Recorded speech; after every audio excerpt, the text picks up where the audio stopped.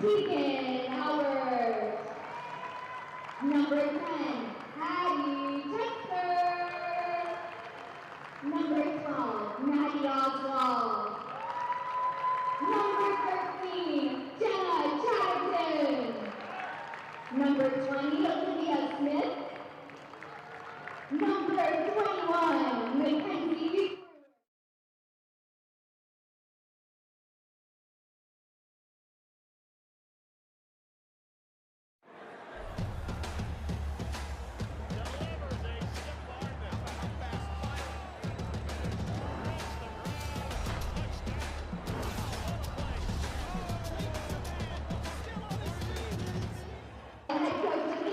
It is Friday Night Football from the Grand Park Indoor Event Center. Second time that the Indy 11 and Lexington S.C. have gotten together on a Friday night. The last one finished Saturday morning. We're not so worried about this one. Indy won that one 2-0 to keep their division championship and playoff streak alive. They have to win this one. Thanks for joining us on the ISC Sports Network. Greg Rakestraw, Kristen Hazley with you. Today's game is brought to us by Community Health Sports Medicine. Exceptional care, simply delivered. By EES, accelerating the future of energy together. And by CareSource, individual and family health insurance, reimagining health insurance. Cheese, it is always good to see you. And my apologies for showing up in game number 3 of the home season. Thank you, Kurt Darling, for handling the play-by-play of the first 2 games. Again, it's not like the Indy 11 are playing poorly, but this is a rare position. They're third in the standings. We've not seen that before from this group. No, we haven't. Not in the 4 years this team has been playing, and it really is something that's a bit foreign to them. They're used to dominating this league, and they're used to being on top of the table, but right now finding themselves 3 spots back, they're going to have to work a little bit here. One of the issues last week was simply letting in more goals than we have seen usually in a month for this group. 3-2, they were beaten by Kingshammer Cincinnati, who, by the way, has temporarily jumped in front of Racing Louisville in terms of the top spot in the league. And don't forget, Kingshammer had a win late last year against the Indy 11. They have improved their product kind of on a year-by-year basis. Last week, though, 2 goals for Brandon Kim's team, but a whole lot of paint scraped off the woodwork as well. Yeah, absolutely. They did their best defensively to kind of weather that Kingshammer storm, but they knew coming into that game, Kingshammer had just put 14 in against the Dayton Dutch Lions. So they knew that there was some offensive firepower they were going to have to prepare with, and unfortunately just did not come on top of that scoreline, but showed some great heart to fight back and get into that one. As the teams get in their lineups, let's show you our starting lineups. They are brought to us by your Central Indiana Ford dealers. They're a proud sponsor of Indy 11 soccer, and some very familiar faces, even with different last names for the Indy 11. Both of the players who were married last year, Maddie Oswald and Katie Soderstrom, now Katie Bulger, in the starting 11 for Coach Brandon Kim, and that's a whole lot of goals at this level. That absolutely is. You talk about 2 players that have been stalwarts for this offense, and you're happy to see them back on the starting 11 tonight, hoping to get the front foot forward and try not to have to come back tonight. We'll get you that Lexington S.C. starting lineup when we come back from our short timeout. Plus, we'll have our keys to the game as well. Opening kickoff in a matter of moments as you're watching Indy 11 women's soccer on the ISC Sports Network. Imagine a health insurance company that could look beyond doctors' offices and hospitals and help its members find what they need to actually live healthier lives, like a stable job, dependable transportation, or a safe place to live. Well, that health insurance company is not only real, but making a real difference right now. At CareSource, we're removing barriers. We're improving lives. We're reimagining health insurance. It's very true that it takes a village to raise a child. And when it comes to my healthcare village at Community Health Network, it's all nestled right in my phone. Accessing healthcare is the ability to be connected with your provider and ask a question when you need it. I feel like when I'm meeting with a community nurse practitioner or doctor, they're tuned in to what is going on with me and the way that they can serve me best. The summer of soccer is here with the Indy 11. And you you've got the chance to win a getaway to Charleston, South Carolina. When you grab our Summer of Soccer ticket deal, you get 10 entries into the Summer of Soccer Getaway Sweepstakes for a chance at a trip for two with flights, hotels, and meals covered. All this while you get to have a blast with the boys in blue all summer. Get your tickets now at Indy11.com.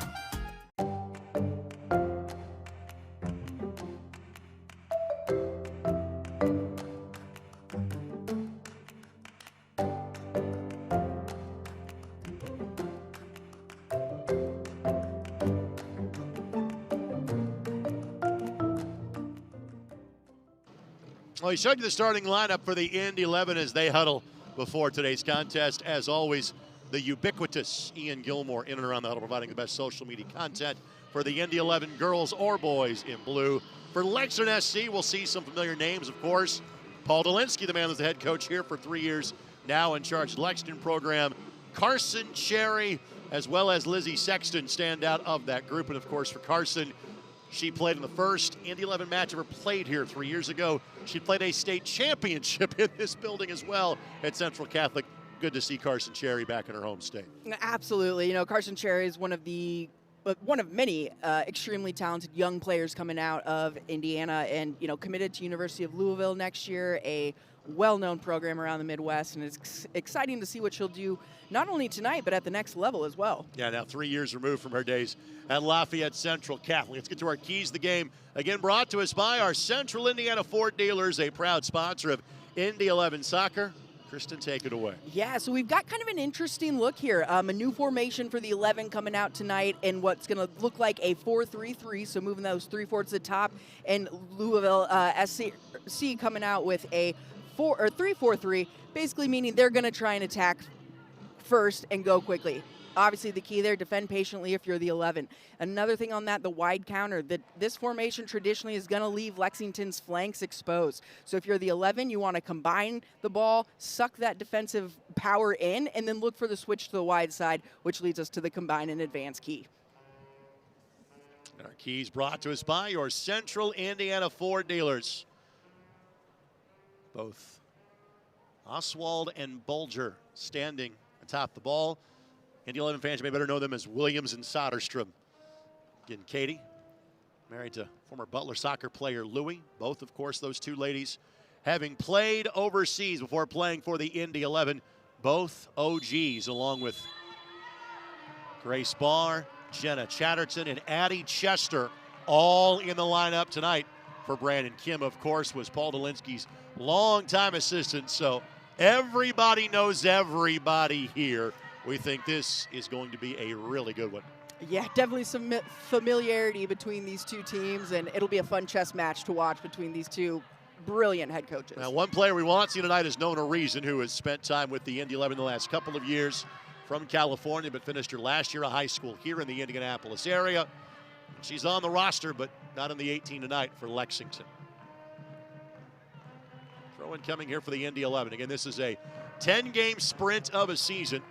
Started for the Indy 11 on May 16th, and obviously was against this team. Didn't finish till May 17th.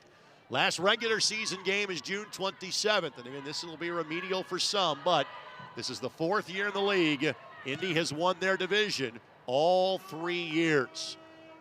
Oswald hustling to it, but she was in an offside position. Even if she got to before the byline, the offside flag goes up here in minute number 2.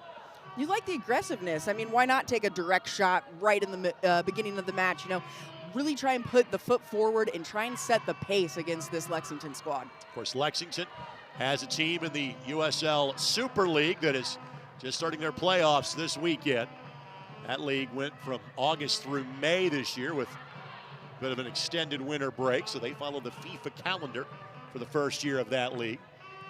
Of course, Lexington also just made the move to the USL Championship from USL League One as well at their brand new stadium in the heart of the Bluegrass State. Giveaway here, opportunity here for Lexington, but could not cut it back. Well, that was a gift from Indy that, simply put, Lexington did not pounce on.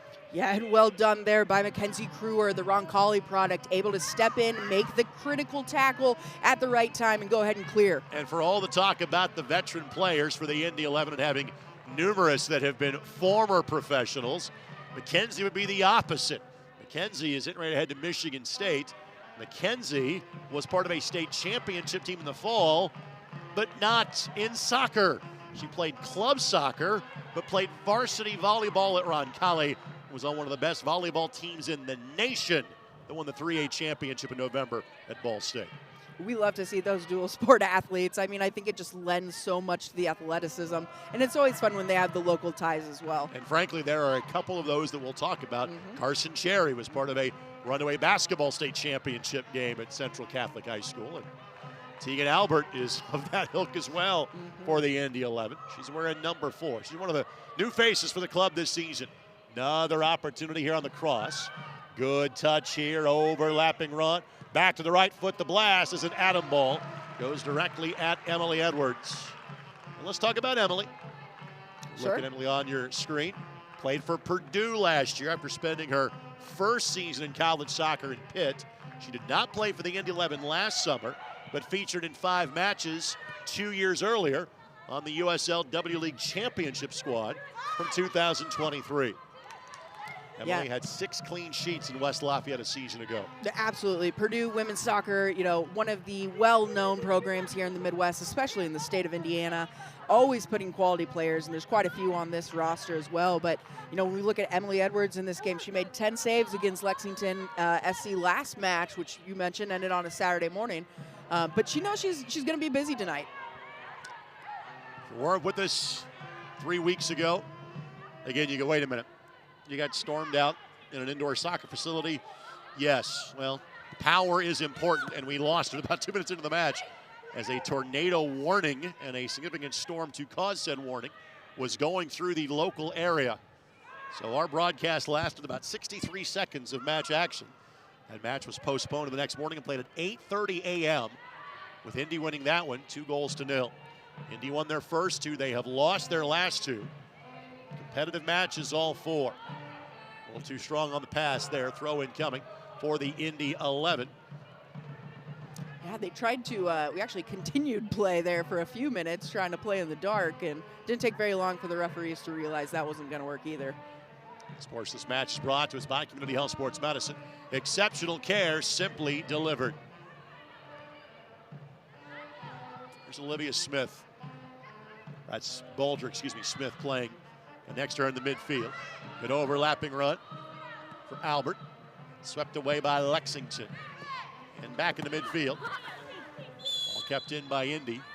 And foul will be whistled against the visitors. And taking said contact again, Mackenzie Kruer. Yeah, she's really just a fearless player, fearless defender. You see her flying out there to make a great tackle and able to get the foul and a free kick in there. And she did kind of like Risa Hockey. Kind of split her time between playing club and high school soccer. Left-footed shot, bending ball, finds the back of the net. Opening goal of the match for the Indy 11 comes in minute number 6. We don't cue the smoke indoors, but we give the nod to Allie Pinto, the redshirt freshman at Notre Dame. Yeah. Gets the opening tally of the match. Beautiful strike by Pinto here off of her left foot. She finds the corner right past the diving goalkeeper, Garrity, and she is able to just bury that in the corner, put it right where she couldn't touch it, Greg. Congratulations to Allie. And Allie from Flower Mound, Texas. Yeah, we've loved watching Allie Pinto play so far this season. She's extremely technical. She sits right in that center mid spot and almost conducts the orchestra that is the Indy 11 women. Well, again, the last 2 matches have not been poorly played, but that's how successful this group has been. You're stunned when they lose back-to-back matches.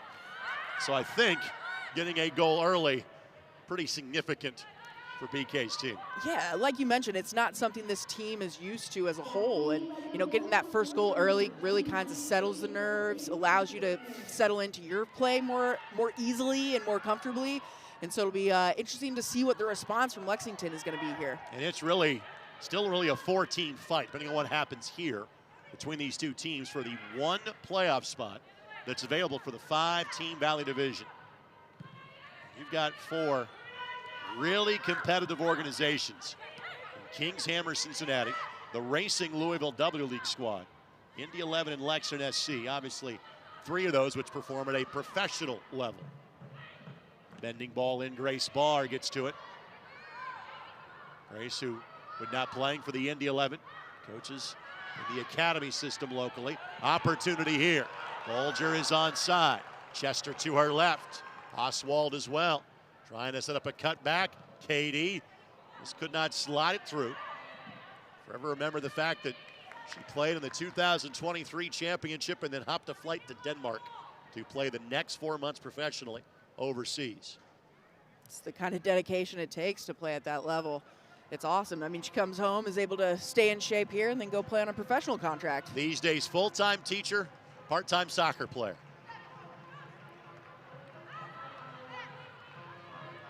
One of the all-time greats at Butler. Oswald left that one for Pinto, but could not get to it. But Lexington, though, will carry it across the touchline for an Indy 11 throw-in.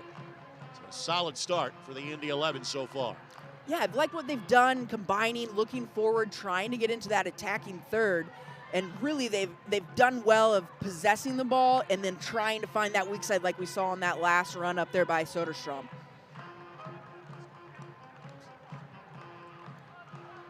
I want to remind our Indy 11 fans, you can show your Indy 11 pride, get your exclusive IMCU Indy 11 debit card at any IMCU branch or online at imcu.com today.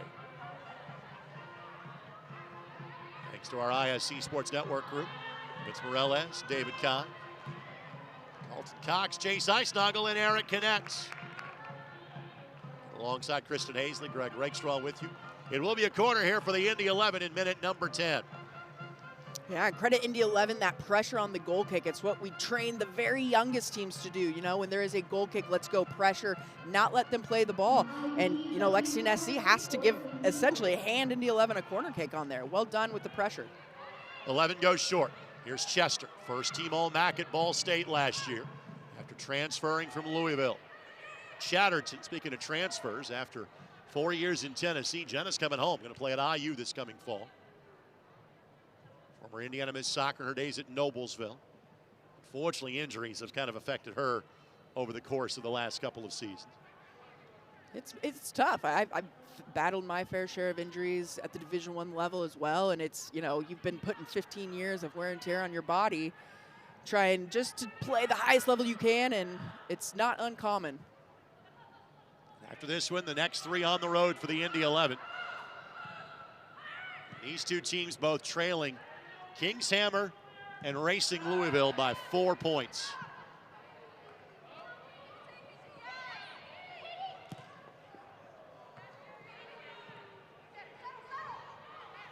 Good settle here, pressure.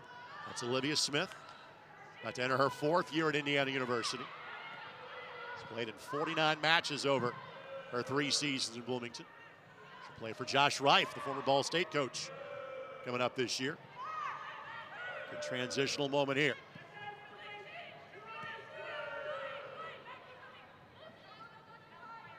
Sexton, former Indy 11 player, did not hit that ball exactly where she wanted to, and goal kick coming for Emily Edwards.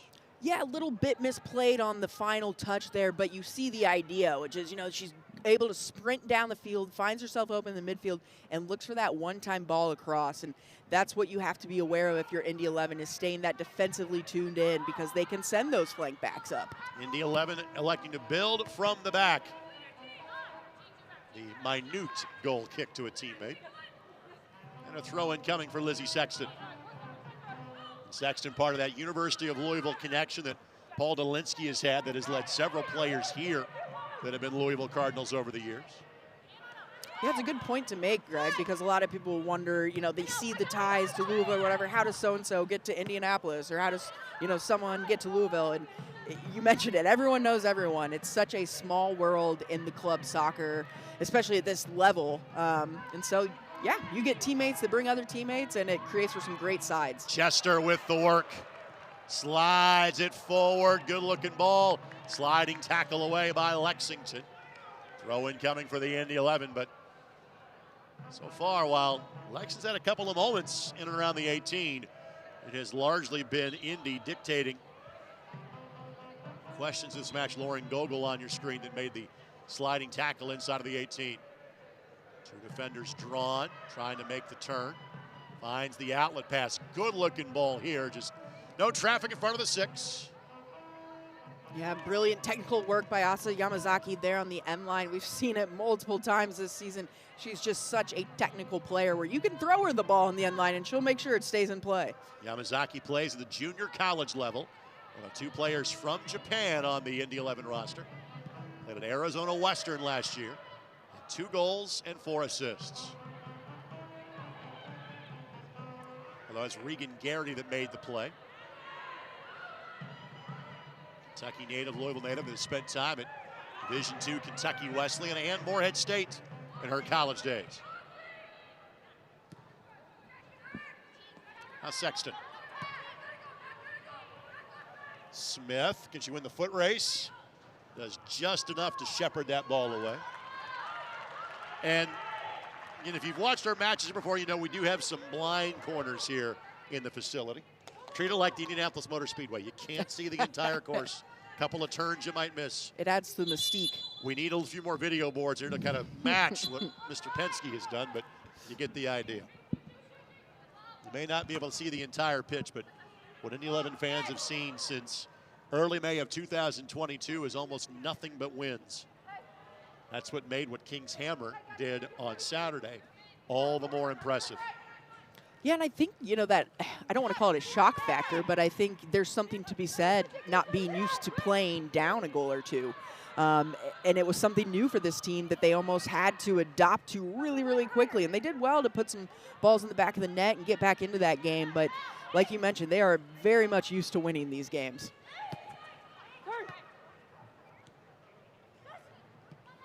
Good looking ball here.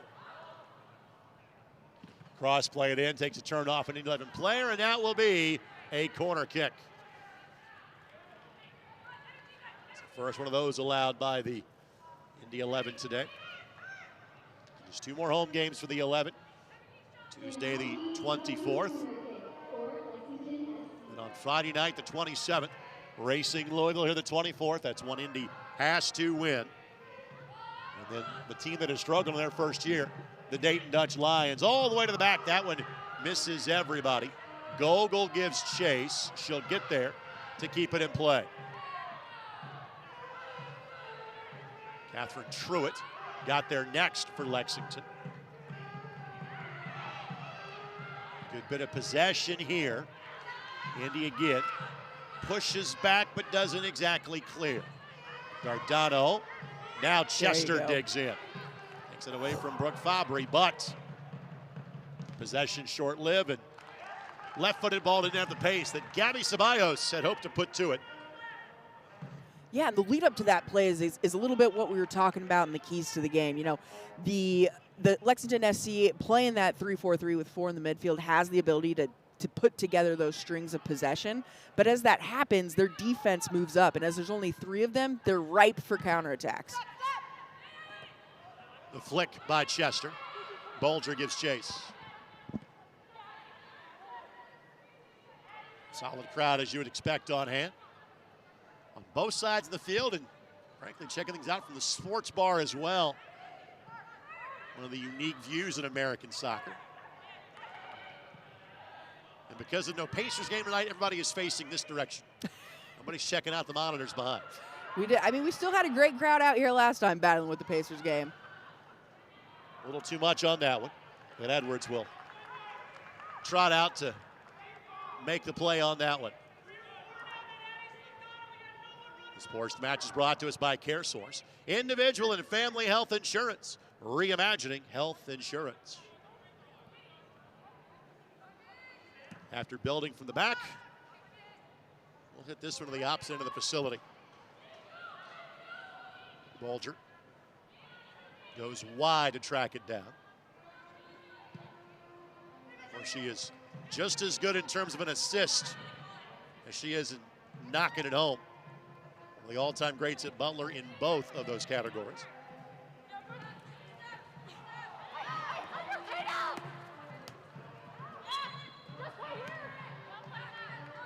Possession back to the Indy 11. Look at Mackenzie Crewer. And she'll play in the Big Ten like so many of her teammates have or have already completed their careers in the Big Ten, such as Maddie Oswald, Grace Barr, both Big Ten alums. Olivia Smith will be an opponent at IU. That's numerous such Purdue players too. Yeah, that's such a cool element for me too, is, you know, the range of players that you have. You've got players that are going into a program, players that are currently in a program, and players that might have played for a program, you know, 5-6 years ago. So it is fun to see those different levels of experience, and I can only imagine the tidbits of info that's being passed at training and whatnot. So it's a really cool facet of this team. On her volleyball team at Roncalli, she was one of 7 players that was going to go on to be a college athlete on that team. Just a bit of talent in that group. Just a bit. Well, played out wide. Albert sends it in. Pinto with the opening goal. And then knocks into both a teammate and an opponent, trying to steer that back. Both teams with a play are kind of struggling behind the play. We play on. It's Fabry that takes that one all the way. Well defended there by Tegan Albert, able to win the goal kick. Those are some of the most difficult defensive plays, is fielding it out while you've got an attacker right there trying to bang it as well. So great work by Albert not to give up the corner. And we talk about Mackenzie Kruer's story in terms of a dual sport athlete. Tegan can tell that story as well. She went to Olivet Nazarene at the NAI level, Bourbonnais, Illinois, far south side of Chicago, where she was both a competitive swimmer and soccer player, and then did a grad year as a diver at the Division I level at Northern Colorado.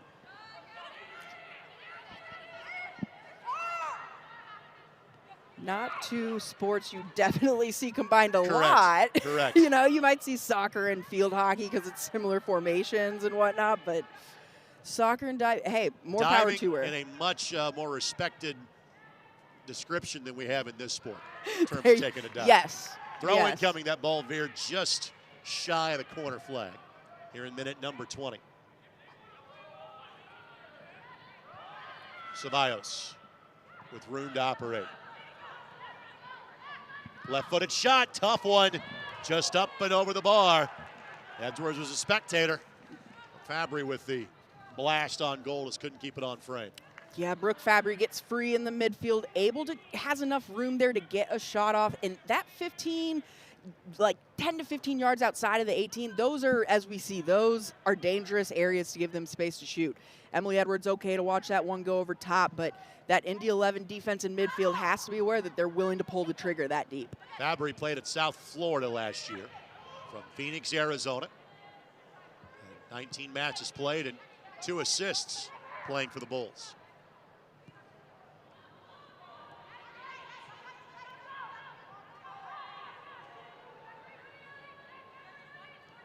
Both these teams with 2 losses in the loss column. The good news for them is that, again, there's 2 teams in front of them, which means there's still chances for multiple losses kind of for everybody involved. It's not one team out on a flyer where the math doesn't start to math at a certain point. It's so competitive, these teams know they are still playing for a division title and a playoff spot. Yeah, and it can be so tempting in this situation to look at the table and to try and play the math game and to, you know, narrow down exactly what you think you need to do. With a division this competitive, you've really just got to go out and play and let the pieces fall where they will. Like you said, you know you've got some chances for some losses for both those teams above you, but you've got to take care of your own business, and that's the most important thing. I want to thank our friends at Johnson Controls. Johnson Controls, the power behind your mission. Next home match not for 18 days for the Indy 11. Oswald couldn't track that one down. Maddie again played both in the Netherlands and Spain before coming home to start working on her, or working off of her Purdue University degree, which is as an efficiency engineer. But thankfully, she still has the soccer bug, and the Indy 11 has been more than fine to say, hey, you can kind of scratch that with us if you would like. What a player she has been. Truly, you know, like you mentioned, just a an excellent player from the collegiate leagues up into, with PSV Eindhoven, Real Zaragoza, all those professional contracts, and clearly still has it as we see her out there, and really makes a difference almost each game we've seen her play. Her years at Purdue, 38 goals, 26 assists. Good ball here. Just first touch went just awry for Lexington. That was Tatum Borman that just couldn't keep it on her left foot. Yeah, it's been more encouraging for Lexington SC here, trying to get it more into the attacking third, and they're finding some combinations and balls through.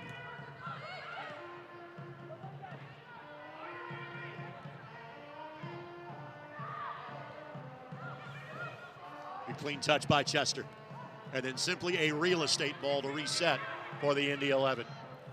Yeah, and you're fine with that. You push your backs up, get back in shape, and be ready for the next counterattack. That was Yamazaki that was flying all the way out to the flank, trying to get to an unmarked attacker. Offside flag goes up. First time we've seen that whistled against Lexington. Yeah, it was well played there by Grace Barr, that center back, keeping her back line in shape, all where they need to be, and able to just read that ball forward and pull the offside trap. And it's after building from the back at first. India said, all right, let's add a bit more strategery, if you will, to the proceedings and start to let their players drift up the pitch a little bit more.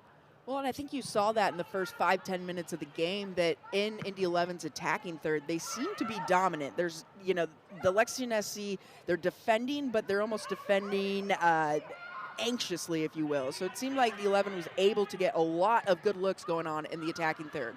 Sexton will recycle to the opposite side. Now here's an opportunity here. Onside is Oswald. Soderstrom making the run towards the 18. As Chester in support as well. Where the ball goes right here. Have a hit from distance. Just not close to frame. Build up solid though for the Indy 11, just not the final decision. No, it's, not something they're going to want to settle for throughout the game, but you've got to test a keeper at some point, and, shooters got to shoot, Greg.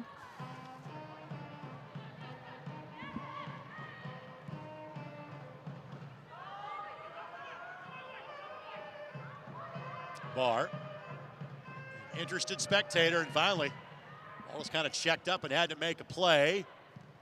Good touch by Kruer. Again, you would have no idea until we tell you that she is 18 years of age and yet to play a minute of college soccer.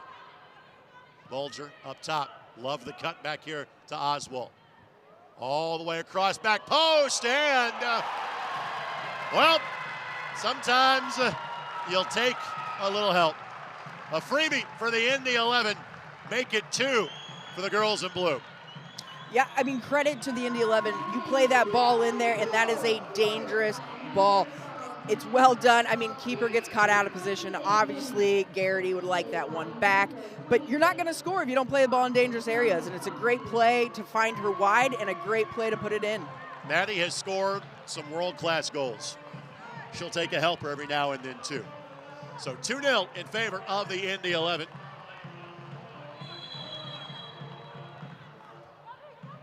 Yeah, you see her there on the screen going through, should have tipped it. She's saying tip it or hold it, tip it or hold it. And that's what we train goalkeepers from a super young age, is you've either got to hold that ball or you've got to propel it over the back bar. And she just got caught in the middle there, and the ball ended up trickling in behind her. You never did that in your days at IUP. Oh, gosh. Yeah, never.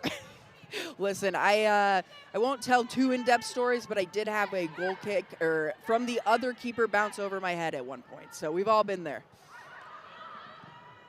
I'm not sure what to say to that. I'm sorry yeah, I brought that up. It's all right. You can tell your therapist bill to me for that one. Sexton will track that down. Chester comes up just a bit gimpy. Again, she's used to playing on this turf. She is a local product, Delta High School. That's why the Ball State move was a homecoming for her. 10 goals and 8 assists in her first year with the Cardinals a season ago. Opportunity here. Good looking left foot, but again, Unfortunately for Lexington, the balls they have hit, other than the one that just went over the bar, have been directly at Emily Edwards. Yeah, and Fabry put some mustard on that one. You know, there is a little bit of deflection, it looks like, there by the defender, and so lucky that it didn't alter the flight of the ball too much, because that could have been tricky. But Emily Edwards doing a nice job standing tall, making the solid saves. I wonder if maybe we might have a need for a sub here, or just maybe a different jersey. Yep. This might even be a concussion check that we're seeing here. So, player coming out immediately will be Macy Barlow, who is the youngest player that you will see in tonight's game. Macy literally just turned 16 last week. They take her out immediately, and we'll get you the substitution that replaces her coming up in a matter of moments. I want to thank our friends at Penn Station. They were kind of to provide our pregame meals for our ISC Sports Network crew. Penn Station, it's all about good taste. Here's Albert. Bending ball back post. Defender got there first. Couple of flicks, but nobody home for Bolger, sending that to the edge of the 6-yard box. It's a good ball from Albert, though. She does a nice job of making that run from the outside back position, plays that ball in far enough out of way where Garrity, the keeper, can't come out and win it. Gives her players a chance to get ahead on it, just not very well driven in. This match brought to us by AES Indiana, accelerating the future of energy together.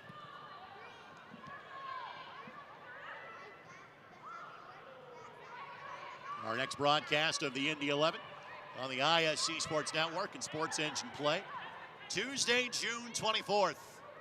That'll be a big one. Racing Louisville. Their W League squad, of course, they have the NWSL. That team primarily collegiate players. Lefty look here, then again. And Edwards getting nervy for a moment, but watch that one go up and over the bar. Yeah, Edwards definitely had that one covered, and we just kind of can compare it to the other one. You saw her backpedaling, put her hand up, had her top post covered there, and able to just pull it down as she knew it was going over. But Emily Edwards has been on her toes. I mean, she's reacting well to every single shot so far, looking solid. And Edwards did not get a lot of playing time in a 1 year at Pitt, but obviously was the everyday keeper for the Boilermakers last year. There's 2 years left. I have a chance to see Polk Field from my view from Bittinger Stadium next Friday night, doing the IHSAA Softball State Finals. If you have not been to that northwest corner of the Purdue Athletic Facility, all those buildings are now about 10 to 12 years old, but they are in wonderful shape. Alexander Field for baseball, Bittinger for softball, and Polk Field for the women's soccer program. Purdue does not field a men's team. No, they've got brilliant facilities, brilliant program. I had a high school teammate that played 4 years for them and then was fortunate enough to play them in a few spring games in my collegiate career. And I remember when they built those facilities, aging myself a bit. You and me both. Work by Smith.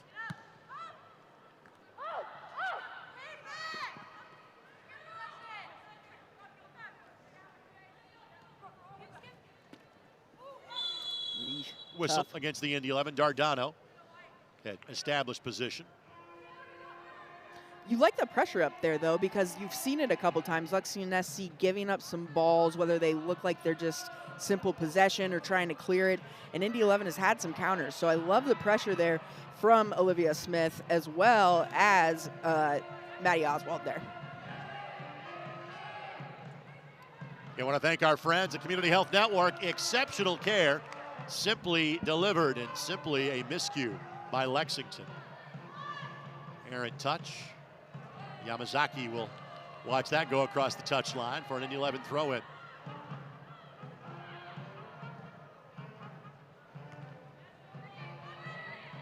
Chester. Albert.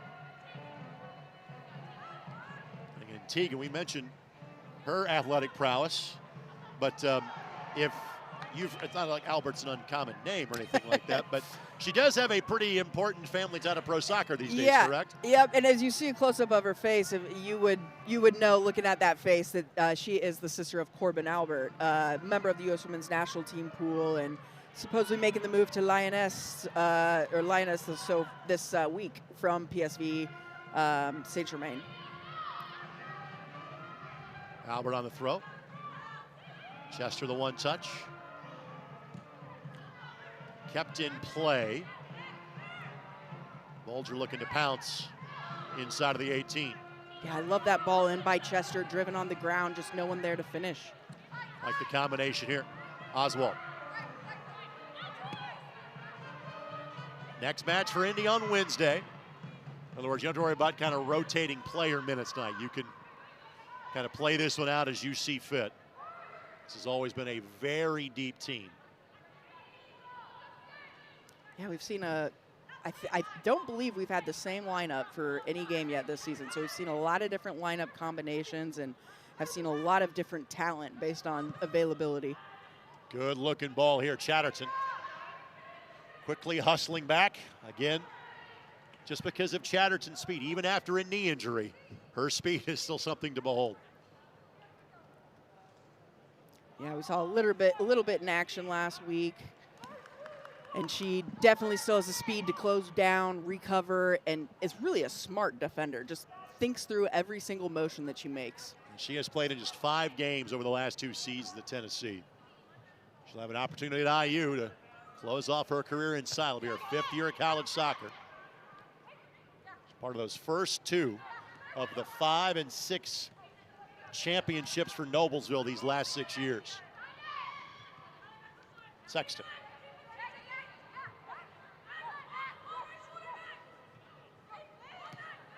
All the way to the back.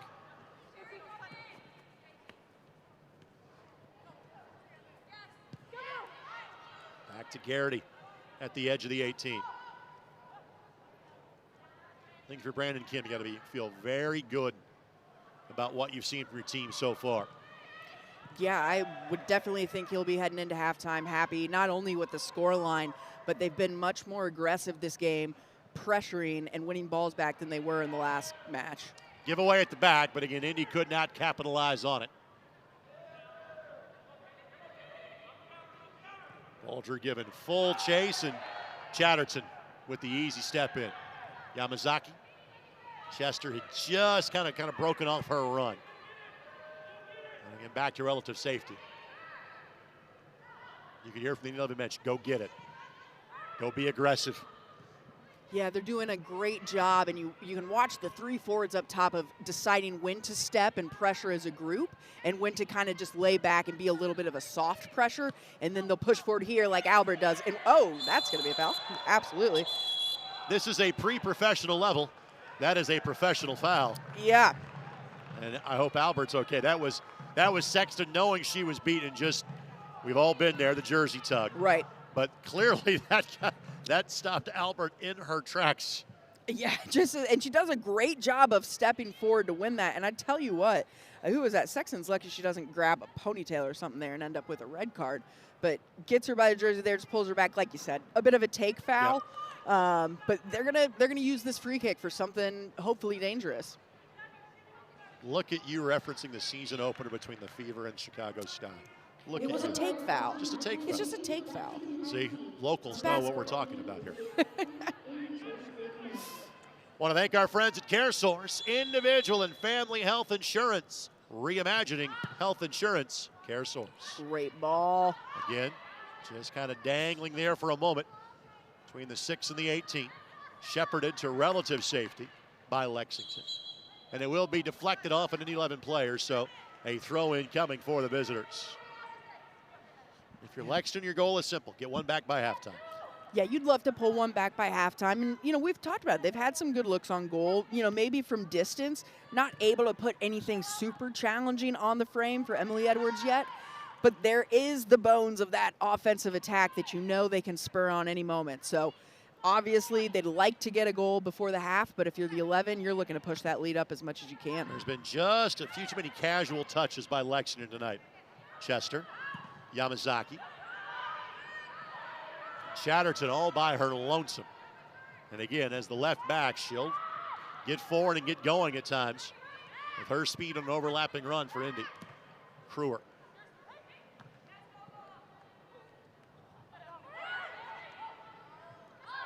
Mentioned that Kruer, a two-sport athlete. Her mom and dad, both volleyball players, so soccer is kind of her thing in terms of what she is wanting to do.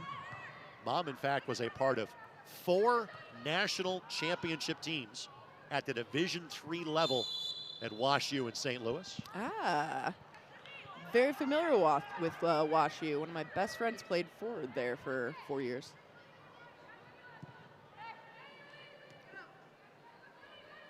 It's interesting. I think a lot of players, you know, my age, maybe not this young, but soccer wasn't very popular when our parents were playing sports growing up. So, you know, I was the first one to play soccer in my pressure family. Here. And Garrity just, again, after you kind of make that one mistake, sometimes it kind of compounds in your mind. You can kind of see her working through that right now. Yeah. You've seen it, her right there, just her face says it all. Just calm down, settle down. She's talking to herself. Been there, girlfriend. You know, it's tough. Like you mentioned, you make one mistake, especially one that gives up a goal, it's hard to shake that. I didn't explain it to you, but you feel in that position. The spotlight is always on you. So corner coming. Grace Barr moves up to take it. Played at both Xavier and Wisconsin during her college days. Has been here since day one of this team. Bending ball in, steered aside. Tracked down by Smith. Now Albert allows Barr to reset, so from the corner flag, back to midfield.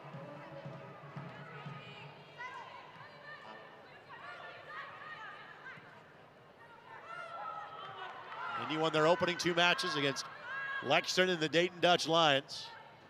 Single goal losses, 1-0 at Racing Louisville, and then 3-2 last week in a match where Indy felt they could have had 4 or 5 or 6. Only got 2.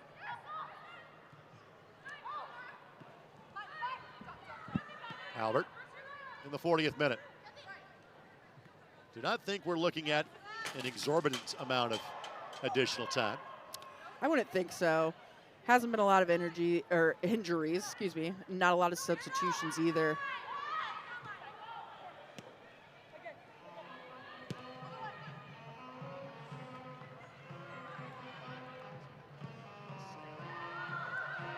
I want to thank our friends at AES Indiana, accelerating the future of energy together.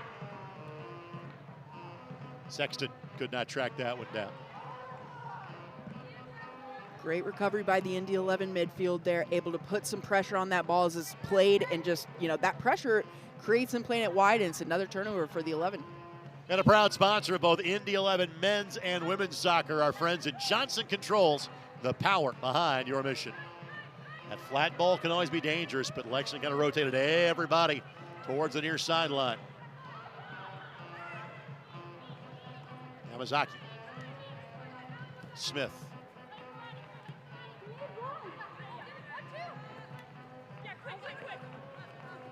Great angle right there. You can see Tegan Albert's options as she's settling there with the ball. Not many does well to just play it off and win a throw in and keep moving forward.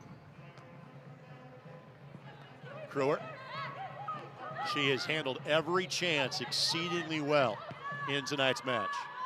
Seconded. She has played with honestly, she carries herself like a professional, not a 18-year-old. By the way, it's Isabella Stewart that's buzzing around the ball. She was the injury sub for Barlow, that she literally got to the field as fast as she was running there and have a chance to recognize who that was. So that's the 12th player of the match for Paul Dolinsky's squad.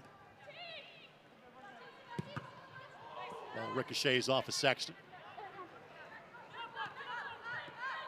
Smith.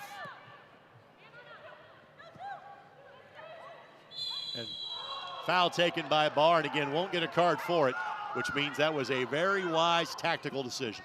Yeah, and you leave it to Grace Barr to make those decisions, right? She's earned that trust and does a great job, knows it's in the middle of the field, doesn't do anything too crazy that's going to lead to a card or a booking, but allows her defense now to get back, set her back line here. She'll probably try and keep them off sides if they can.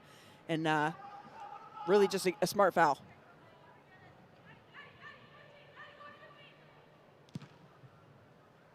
Edwards goes straight for it.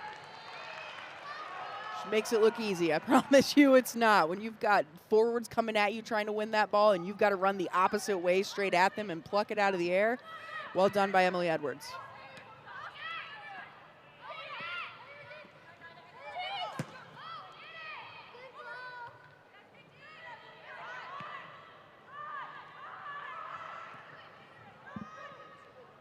Stewart.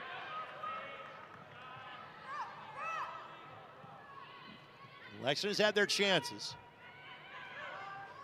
He has had the better of them. Bulger able to keep that going. When in doubt, find Williams / Oswald. One touch to settle.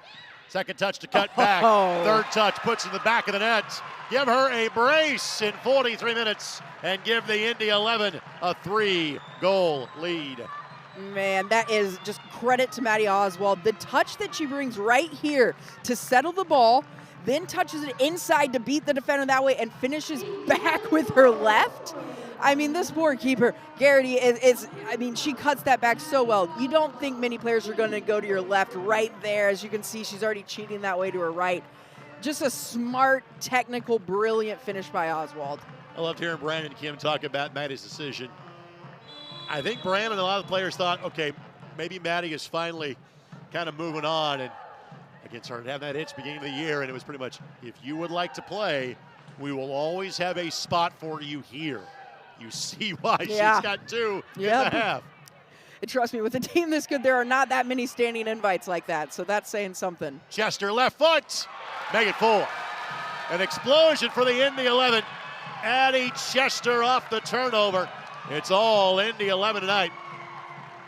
Yeah, Addie Chester just able to pick up the ball, and I mean, the midfield pressure has done everything here. You see her swooping through here, a nice touch to the left foot, another finish with her left, and just does a great job of, again, finding that corner. There's nothing Garrity can do to get there. Addie had 59 goals one of her high school seasons at Delta High School. 2 years at U of L, last year at Ball State. And to be blunt, this is not, I think, how we thought this one was going to play out. Not stunned in the fact that the Indy 11 have a lead. The fact they have a 4-goal lead catches your attention. I think you're right, Greg, and we kind of alluded to it all half as we were talking about the pressure and the giveaways from Lexington, and really in the last 2 minutes, Indy 11 has just been able to capitalize on those and put in 2 before half. I'm trying to end any doubt about this. And to be honest, we talked about both these teams having to work their way uphill, but still having a chance to win the division. Goal differential is something that's not in Indy's favor. No. So to be blunt, they kind of need to keep running it up, for lack of a better term. Yeah, I mean, when you've got score lines that are 15-0, that sort of thing, goal differential definitely is something that you've got to keep in mind when you're in a division this competitive. And you have 1 playoff berth. There's no second chance in. You have to win your division to get in. 16 teams make the USLW League postseason. Indy has been in there and reached the quarterfinals at least every season.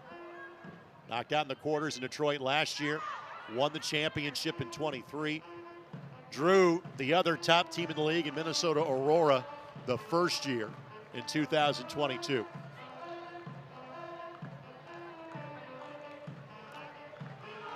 fact, Indy has now beaten Minnesota each of the last 2 years in the postseason. Those two are so connected, they actually played a preseason friendly against each other before the season opener. And that will be it for half number 1. What a half it was for the Indy 11. Far and away their best of this season.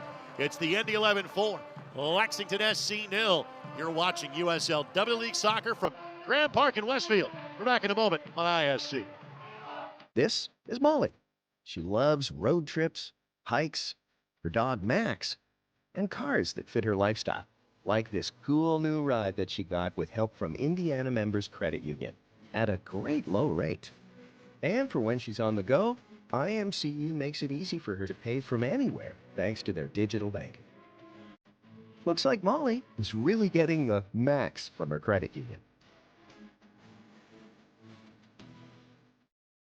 Imagine a health insurance company that could look beyond doctors' offices and hospitals and help its members find what they need to actually live healthier lives, like a stable job, dependable transportation, or a safe place to live. Well, that health insurance company is not only real, but making a real difference right now. At CareSource, we're removing barriers. We're improving lives. We're reimagining health insurance. I'm a happy-go-lucky guy, but sometimes I get a little stressed because I'm not for sure what's going to happen down the road. I was at the cancer unit, and when I come out from seeing the doctor, I said something about needing some help with all the paperwork. They gave me a name and a phone number. Her name is Molly. She works over at Community. She tells me, stop worrying, let me take care of it. She is my angel. Stand by me.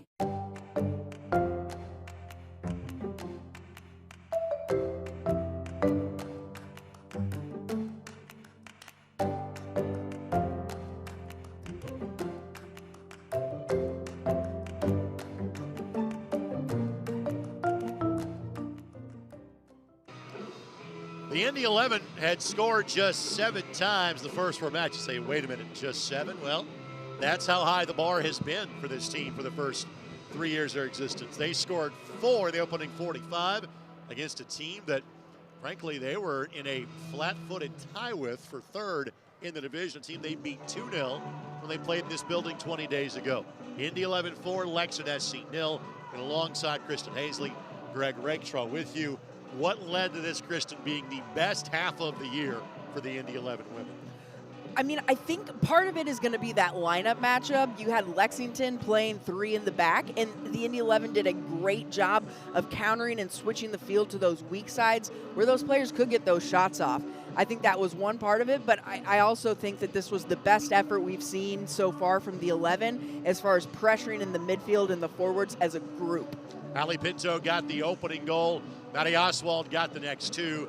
Addie Chester got the 4th. And those last 2 really kind of put the kibosh on this one. And Lexington has had some decent chances. Maybe only one nervy moment from Emily Edwards. The ball she didn't have to touch went up and over the bar. But now that it's 4, it's a very different looking second half. It is a different second half. And, you know, I'm sitting here trying to think, if I'm in Dolinsky's shoes, what am I doing here at half? And you know, you're already playing 3 in the back. You've got 4 midfielders and you got 3 forwards. So there's really not much more you can throw forward. You know, you might look at moving to something like a 4-4-3, or sorry, 4-3-3s, and so you have a little bit more defensive, I guess, solitude, but also gives you the ability to go forward up the flanks like we saw Sexton do all half. But really, like you said, 4-0 down, they might be able to get 1 or 2 back in here, but I don't see the 11 giving up 5 goals and a half. And 11 usually gets up 5 goals in about a season at this point. Exactly. And that's after giving up 3 in their last match 6 days ago. At the break, it is Indy 11-4, Lexington 0. We'll have first half highlights, quick look at the Valley Division standings and the remaining schedule for the Indy 11 women when we come back to Grand Park. You are watching USLW League Soccer here on the ISC Sports Network.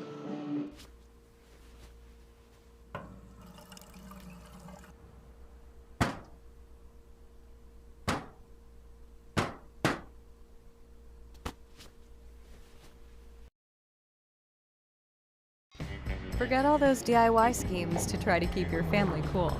Because at Williams Comfort Air, we've got your back.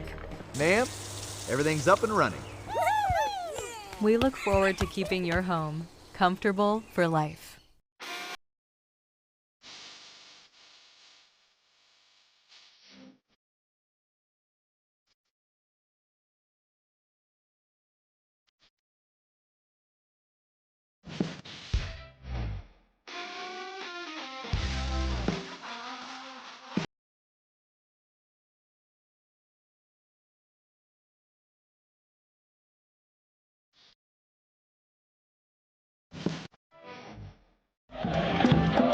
The summer of soccer is here with the Indy 11. And you've got the chance to win a getaway to Charleston, South Carolina. When you grab our Summer of Soccer ticket deal, you get 10 entries into the Summer of Soccer Getaway Sweepstakes for a chance at a trip or two with flights, hotels, and meals covered. All this while you get to have a blast with the boys in blue all summer. Get your tickets now at Indy11.com. Highlights from half number one. We'll get you numbers coming up in a matter of moments, but simply put, a look at the 4 goals. What stood out to you about the goals scored by the Indy 11 at half number one, Kristen? Well, they were all very kind of different goals, right? You saw Ali Pinto in there getting a shot in from distance. This cross that keeper just unable to handle there. But again, a dangerous ball played in there by the 11. And then, there's another look at it there. That was goal number 2. And then here would be goal number 3. That again kind of put this one on ice. Yeah, and Oswald just doing a nice job of getting up in the dangerous area there, possessing the ball and finding the corner, as did Addie Chester as she slices past one defender off of her left foot and buries it low into the corner. And again, those last couple of goals really off of turnovers, and we kind of saw that throughout the course of the half.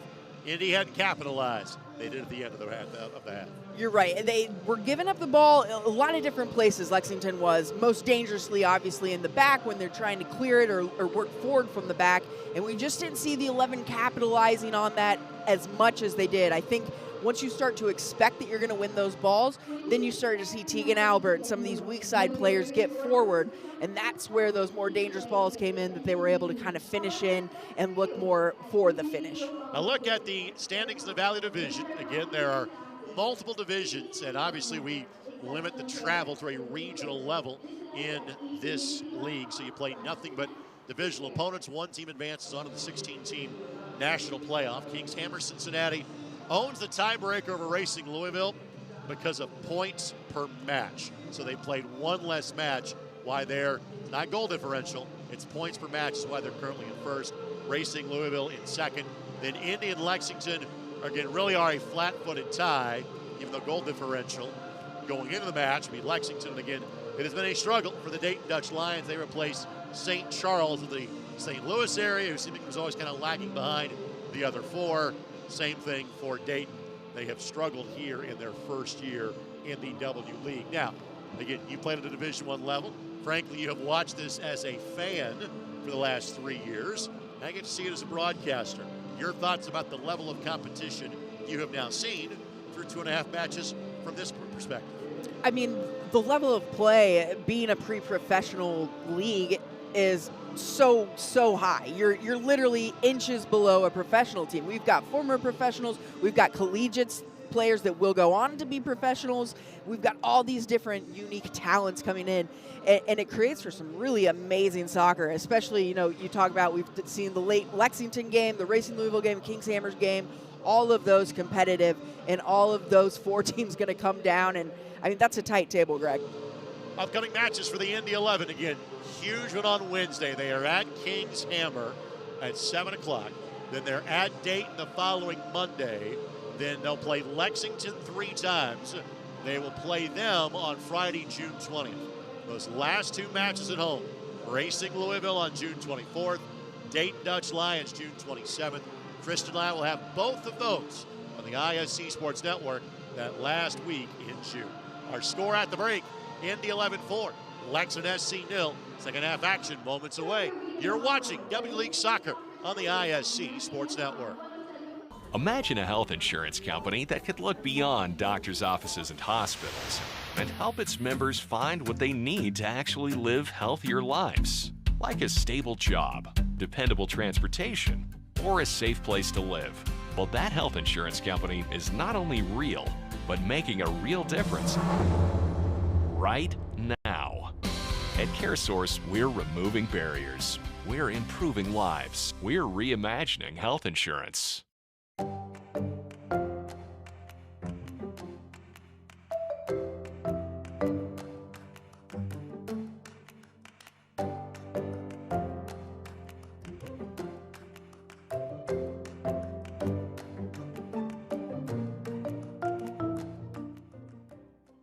It's very true that it takes a village to raise a child.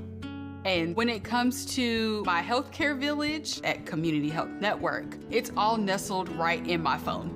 Accessing healthcare is the ability to be connected with your provider and ask a question when you need it. I feel like when I'm meeting with a community nurse practitioner or doctor, they're tuned in to what is going on with me and the way that they can serve me best. This is Molly. She loves road trips, hikes, her dog Max, and cars that fit her lifestyle, like this cool new ride that she got with help from Indiana Members Credit Union at a great low rate. And for when she's on the go, IMCU makes it easy for her to pay from anywhere thanks to their digital banking. Looks like Molly is really getting the max from her credit union.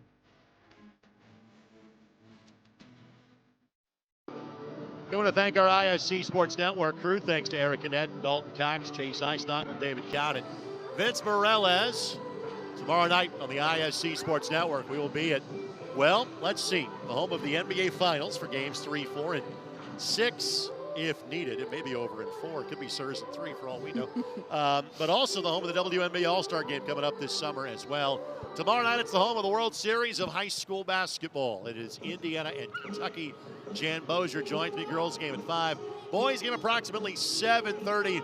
As Mark Boyle would say, the world's greatest basketball arena. Free streams, same places you're possibly watching this match now. ISCSportsNetwork.com. ISC's YouTube, Twitter, Apple TV, and Roku. You can find it in all those places. Coming up tomorrow night, we've had 3 doubleheaders so far this week. We'll have 1 more tomorrow night, again with coverage beginning at 5 o'clock. As far as the Indy 11 men are concerned, and you've seen the promos running by for it, off this weekend after getting their first league win since March, beating Birmingham 1-0 on a Cam Lindley laser in the 4th minute on Wednesday night. Indy 11 return home. They will see Carmel native Eric Dick, former Indy 11 goalkeeper and coach John Bush. The Pittsburgh Riverhounds make their way to Carroll Stadium. That is the start of 5 consecutive Saturday nights of Indy 11 soccer at the Mike. Frankly, it is 7 of the next 8 will be played downtown on the IU Indy campus. Get your tickets now, Indy11.com. Click on the ticket link. Look for the Summer of Soccer promotion. It could net you an all-expenses-paid trip to join the boys in blue for a game in Charleston, South Carolina on September the 6th. And you can also always log on to Indy11.com or download the Indy 11 app today. What do we see from Lexington here in half number 2? Well, I mean, the most clear change here is going to be a keeper change, right? It looks like we've got Nona Reason coming. Or, no, who's that?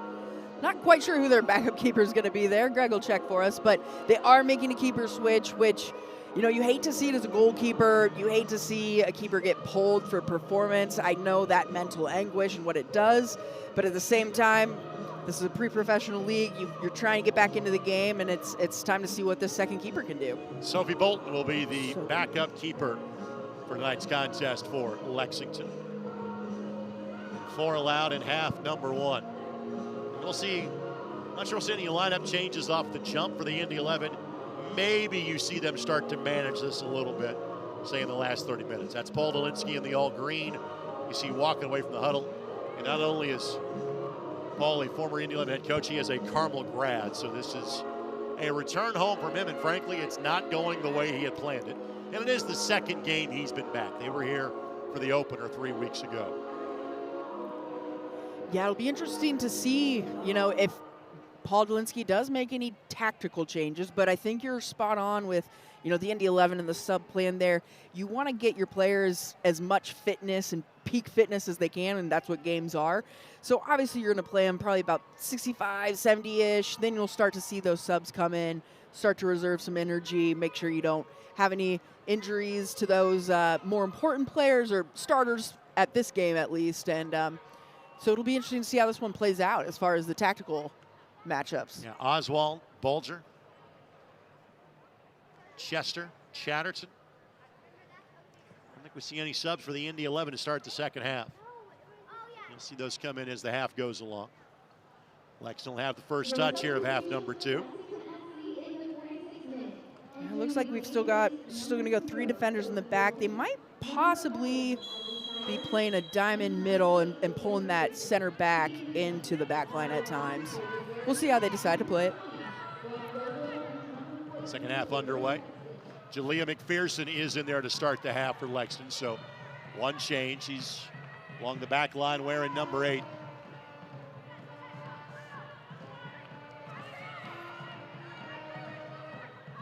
You always hear the Brickyard Battalion wherever the boys or girls in blue go.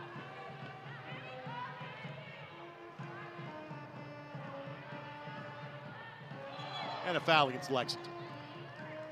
In the Indy 11, men played Lexington just one time this year. In their first year in the championship. Lexington is actually in the Western Conference, so they played just one time, and it was the second match of the season for the Indy 11. A 1-1 draw on March 22nd. Giveaway by Oswald, but not in a threatening position just yet. Still very uncharacteristic of Oswald there to give that ball away, though. Listen, you score 2 in the first half, you're allowed to do that at least once. Fair. McPherson. Handing it around the 18. Pinto had a touch in there. Again, tough to keep the focus when you're spotted a 4-goal lead to start the second 45. Yeah, not only the scoreline, but I think most teams struggle coming out of half. Opportunity here. Ball played across, couldn't get through Grace Barr. That was Bailey Fisher. Tried to cut that one back, and it will be a corner. Opportunity to get one here early for Lexington.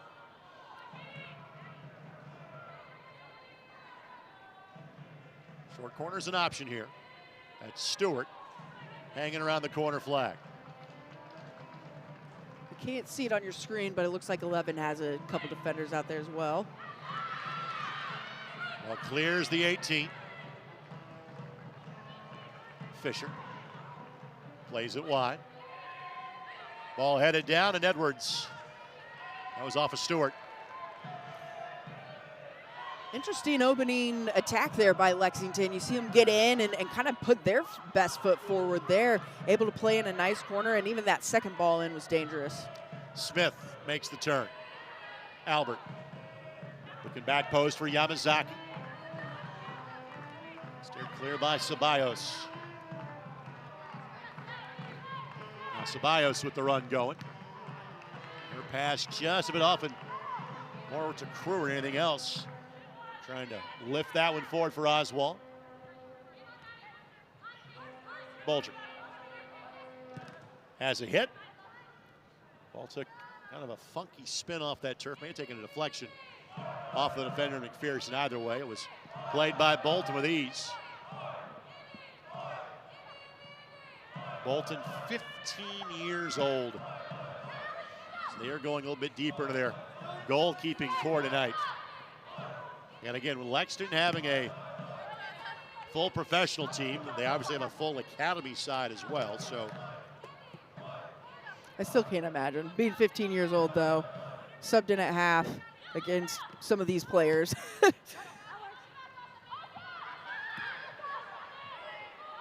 Tackle away. Hadley Snyder in there too. So Snyder in there new for Lexington. So they have made some changes. So both the backs, left and right, have subbed out now for Lexington. That's not uncommon for teams that play that 3-4-3 just because your outside backs do so much hiking up and back through the flanks. So not exactly surprised, but at the same time, we didn't see a stellar defensive performance from that back line in the first half.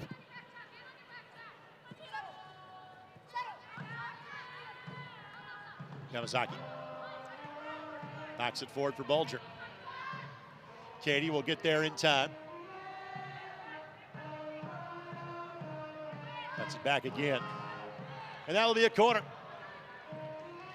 Beautiful work by Katie Bulger there, able to get it down across into the 18 and then just does a nice couple cutbacks until she's able to play it off the defender. Wins another dangerous corner here for the 11. Katie, part of the 30-30 club at Butler, cleared that in both goals and assists. 5 years playing at Butler. Got a COVID-free year in there too. Finished her playing days at Butler in 2022.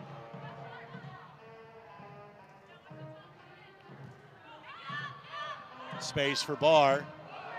And normally Grace does better with that than that. Yeah.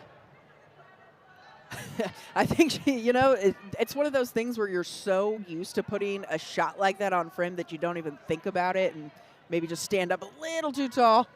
She'll want that one back. Listen, if you're going to do one like that, do it in a 4-0 game. Exactly. No complaints. Sports the Match brought to us by AES Indiana. Accelerating the future of energy together.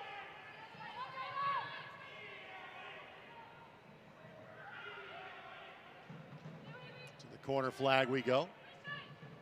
Good work to bring that in by Tatum Borman. Kruer.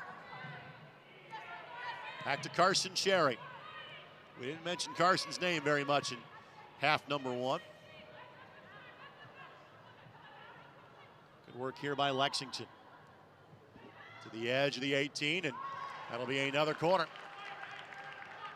Yeah, nice little spell of possession there for Lexington, able to move it across, laterally across the field, and tries to attack there, but they get a corner out of it.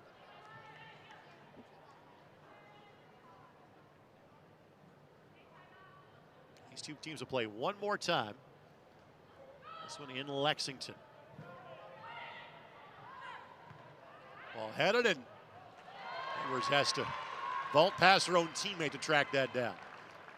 Yeah, luckily for Emily Edwards in the 11 there, not a whole lot of power on that header, but she's still able to bounce through there and clean it up easily. I want to thank our friends at the Renaissance Indianapolis North Hotel. Treat yourself to an elegant stay at the Renaissance, just minutes away from both Grand Park as well as downtown Carmel.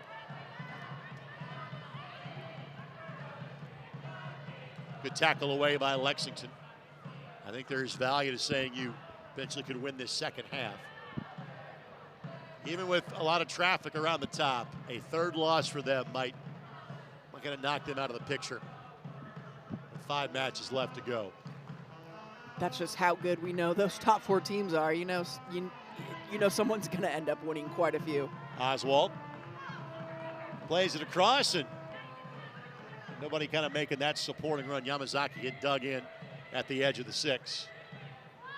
Bulger had rotated back towards the middle of the 18.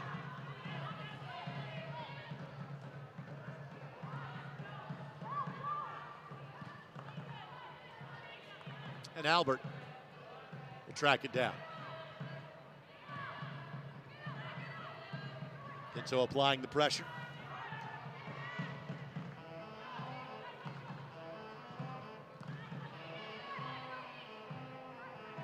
Albert's been all over the yard, and it's very much a compliment for her in the Indy 11. Yeah, she's done a great job. We didn't see it on that possession, but she has definitely been able to work the ball forward up that right flank side and has been able to push that offense further and further, which is something that they almost need to, instead of just possessing, to get forward a little bit more.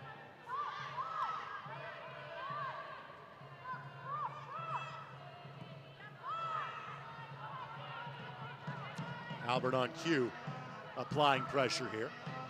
Smith giving chase. Frabry that frankly had the best shot just off target that Lexington's had tonight. Most of the work has been directed right at Edwards, the 3 or 4 kind of quality builds and looks they've had so far. The edge of the 18, ball takes a turn, bounds away from a player. Chatterton was there to help keep that at bay. And Chester sizes up the scenario and has 2 very familiar options in front of her. Tried to lead Bulger.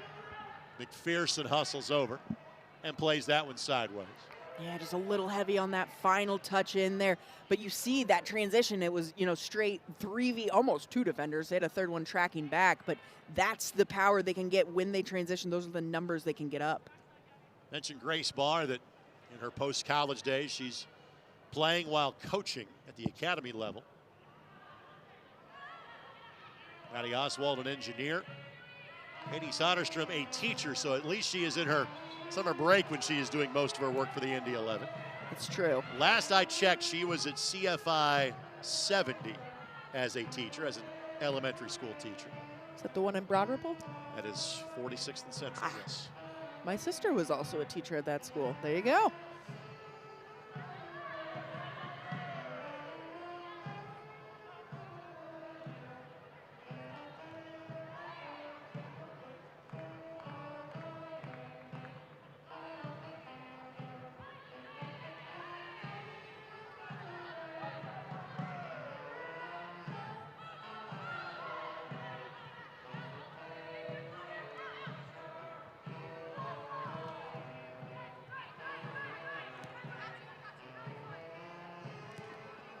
Right idea. Just too many players to clear that through on the ball from Barr.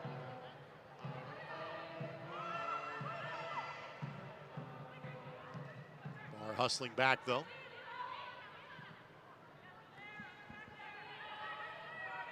Chester able to work around her longtime teammate Carson Cherry.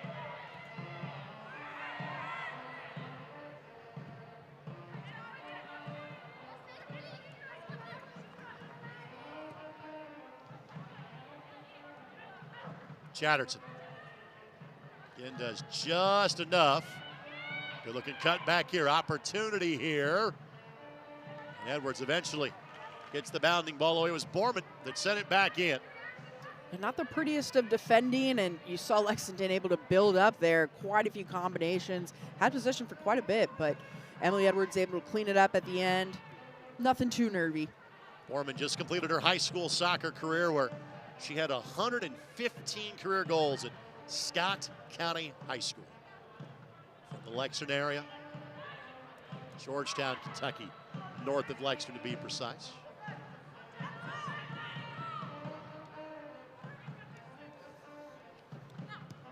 It is a younger team than Lexington trots out, and again, given the fact that they have a full professional squad, that's not surprising. To Lexington's credit, they have teams in, well, about 5 different leagues at this point.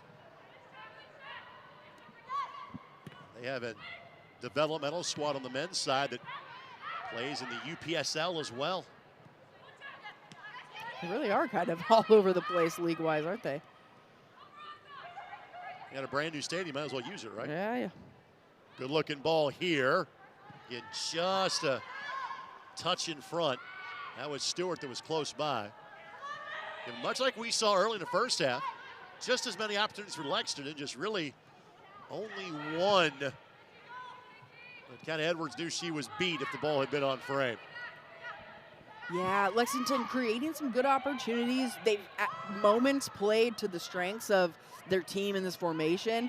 You just feel like lacking that, final finish, that final oomph. And Edwards is just that great of a goalkeeper that she's going to make everything look like a pretty simple save. We'll thank our friends at Johnson Controls. Johnson Controls, the power behind your mission.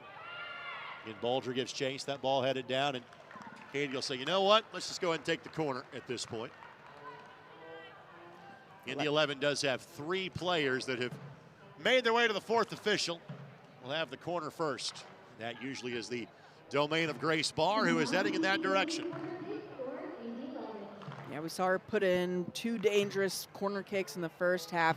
I'd like to see her just place it same place. I mean, she put it right in the mix.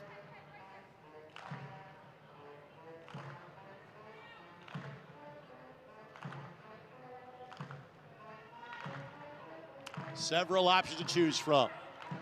Goes all the way through. Chester will track it down. Smith, back post. Oh. How about that? The teenager closes the door on the veteran. Man, that is a brilliant ball from Olivia Smith, though, and even a better run by Maddie Oswald on that backside, able to just time that perfectly. This floated ball, the timing on this is brilliant. She was able to one-time it. Again, well done by the teenager, like you mentioned, making that kick save. Sometimes you are too young to know better. That might be the case for Sophie Bolton.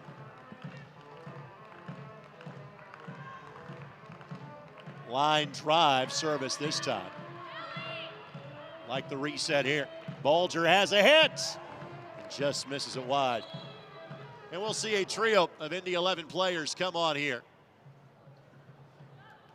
So the day is going to be done for Addie Chester.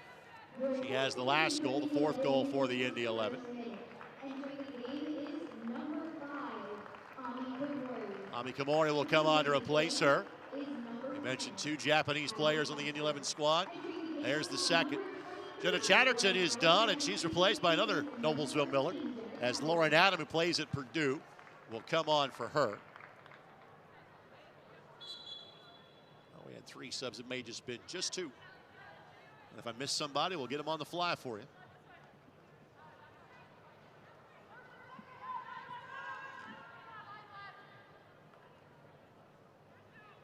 By the way, our substitutions are brought to us by CareSource.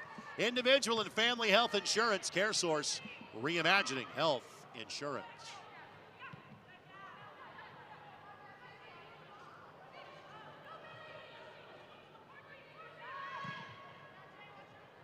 Good turn. Couldn't get to the ball, but a good turn nonetheless.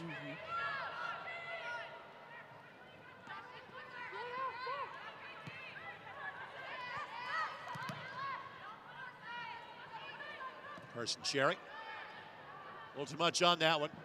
And again, it's just been a bit disconnected for Lexington tonight. Yeah, that's a great word to use, disconnected. It's at times they're combining, at times they're switching it like you'd like to see them, and then it's just something at the end or giving the ball away too long. Any of those sort of things, those turnovers have really just killed them this entire game.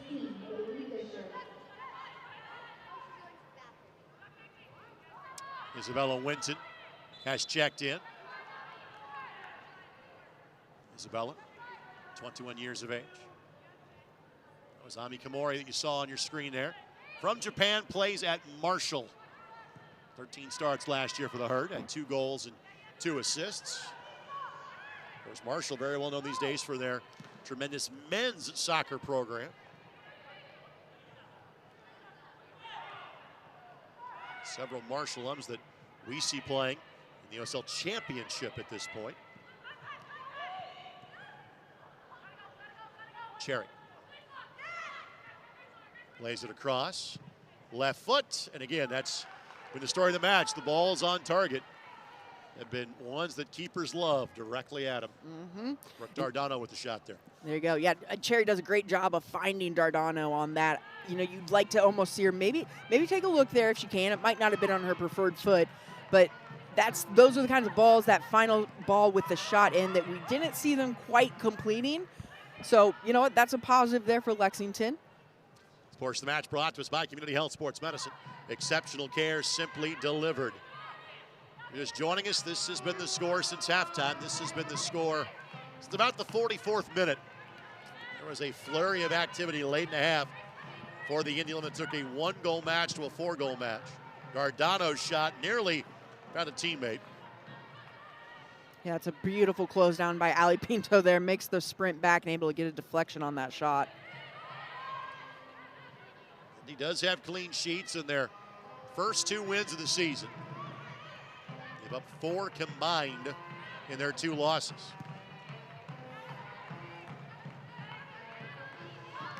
I think it's worth noting here, Greg, as well. It looks like the 11 have gone back to their traditional 4-4-2 in the second half, which doesn't really shock me. You know, you don't necessarily need to be pushing it with the 4-3-3 when you're at this 4-0 scoreline, but it could play into a little bit of their defensive domination in the midfield.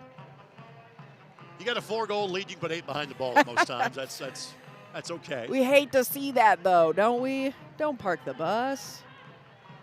I'm not sure the Indy 11 ever parked the bus. Fair. On the women's side. There may have been some bus parking in a 1-0 men's win on Wednesday in Birmingham, with a scoreline that stayed the same from the 4th minute on. strategery, as they say. Smith. Good outlet pass to Komori. Yamazaki gives chase.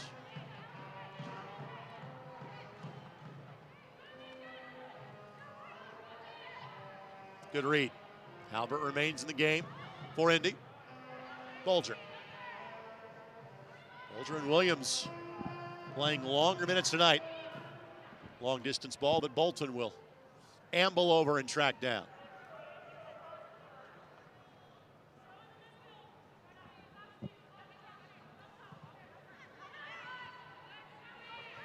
Opportunity here.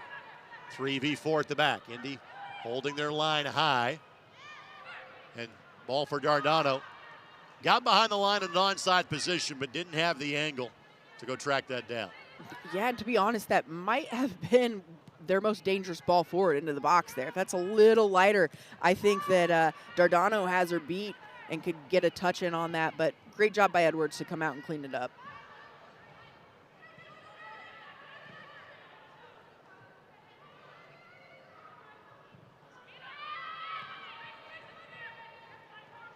Here's a bank that is not a sponsor. The Young's, I won't mention them by name, but they've got a tagline about being brilliantly boring. It's going to describe the second half for the Indy 11. You don't want drama with a 4-goal lead. No, you really don't, and we've had a lack of it, that's for sure. Solid defensive work, I mean, solid builds-ups, just and not a ton of excitement. Just like that, Albert again saw the oncoming attacker and just squared her off, let that ball trickle in a touch for an Indy 11 throw, and that's another 15, 20 seconds of sand falling through the hourglass if you're the Indy 11. Yeah, and I've been really impressed with Albert this game. I think we've seen her be a little bit more aggressive out of that back line than we have in the past. She's been able to read balls a little bit quicker and has made some really impressive steps to win balls in positions that she usually doesn't. Speaking of banks that do sponsor the Indy 11, show your Indy 11 pride, get an exclusive IMCU Indy 11 debit card at any IMCU branch or online at imcu.com today.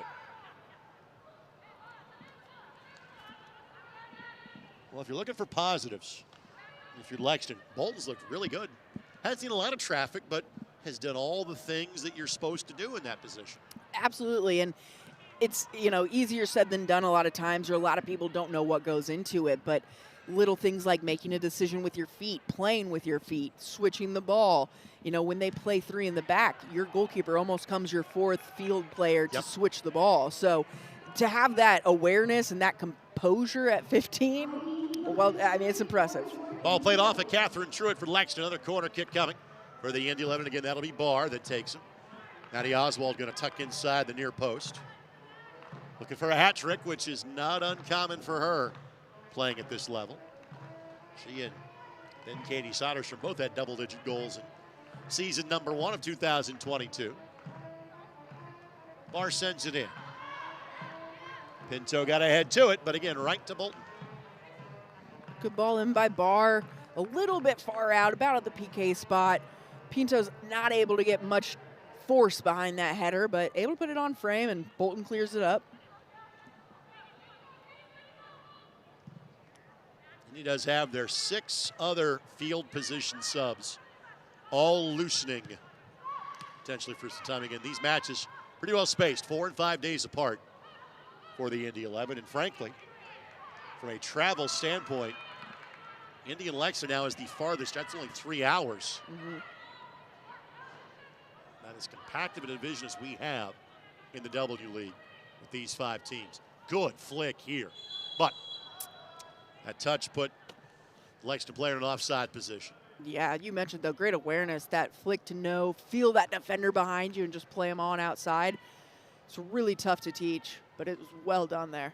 If nothing else, you like the speed of thought from Lexington, because again, it's not been tremendously fast-paced in terms of the attack tonight.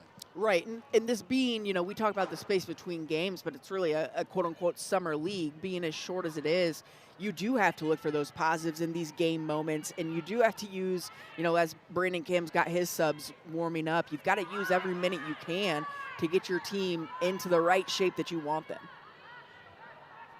Didn't realize that Dave Matthews was talking about soccer when he talked about the space between, right?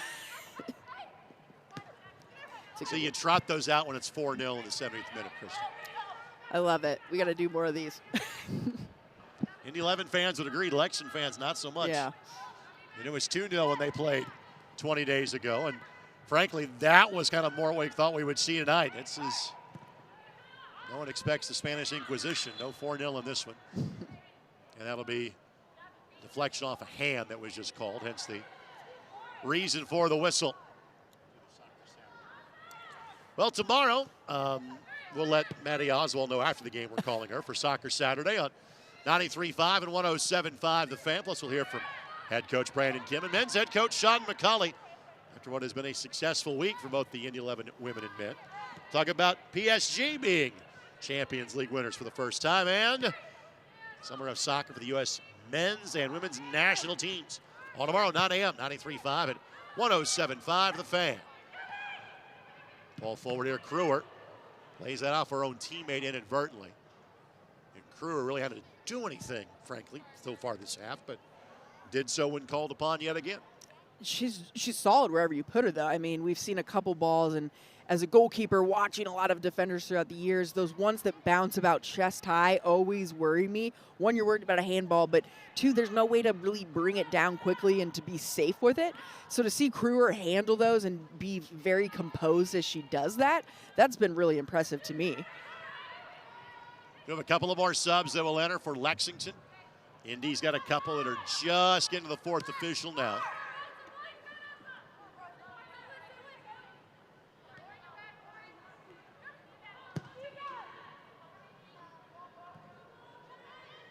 Chance for a one-touch there that just wasn't landed by Lexington. That was Winton. Spent time at Idaho State.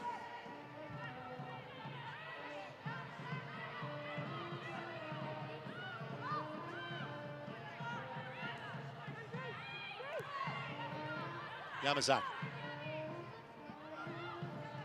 Smith. Pinto.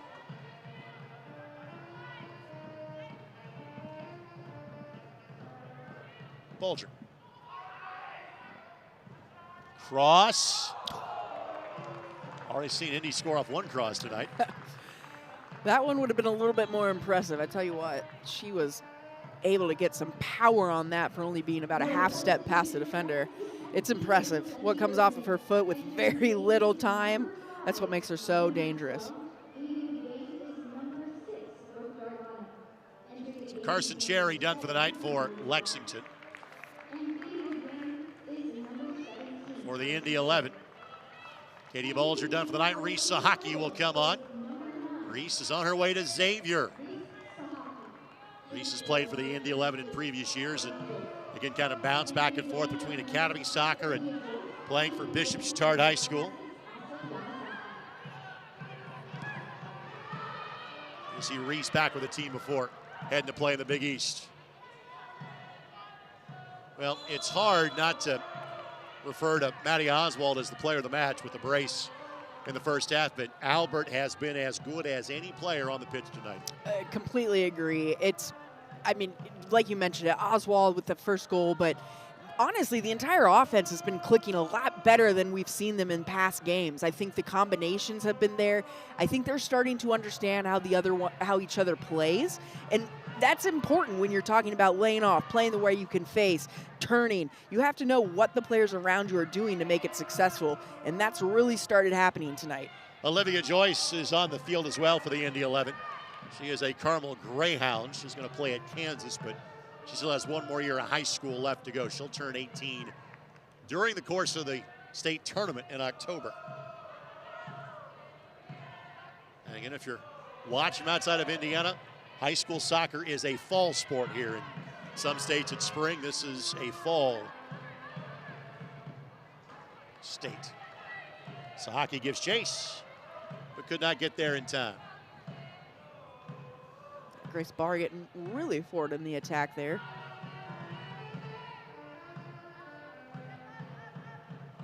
Sahaki's dad, well known in soccer circles, assistant coach in the Butler women's program, has an office at 56th in Illinois as well.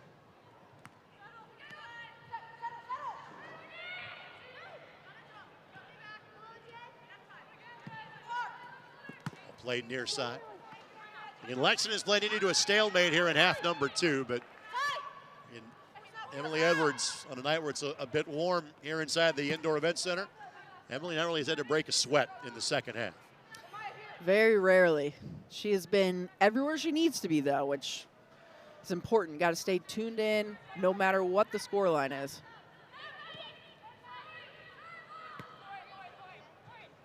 Sports the match brought to us by CareSource. Individual and family health insurance, reimagining health insurance. Here's Joyce. Pinto. Kruer. Again, you have 3 players on the field for the Indy 11 that have yet to play a minute of college soccer. A flick forward, and Oswald did not see the corresponding run from a teammate she had hoped to. No, but you mentioned Risa Hockey coming in and all the young players that we have seen in this match, and it's really a testament to the entire program that the Indy 11 have put together. And for all those players, go spend time with Maddie. Just hang around Maddie, or frankly Grace, or frankly Katie. Players that have played at a professional level. Like the flick there too. Again, just go do what they do. Just go see how they carry themselves. Worth its weight in gold for these young players. 100%. Growing up when I was a kid, we wouldn't have had an opportunity to even come see a match like this. And so for some of these younger kids that, yeah, they do have the potential to play in a professional environment, to be able to play alongside someone that already has done that, it's invaluable, and it's something that's really, really cool about the USLW. I want to thank our friends at AES Indiana, accelerating the future of energy together.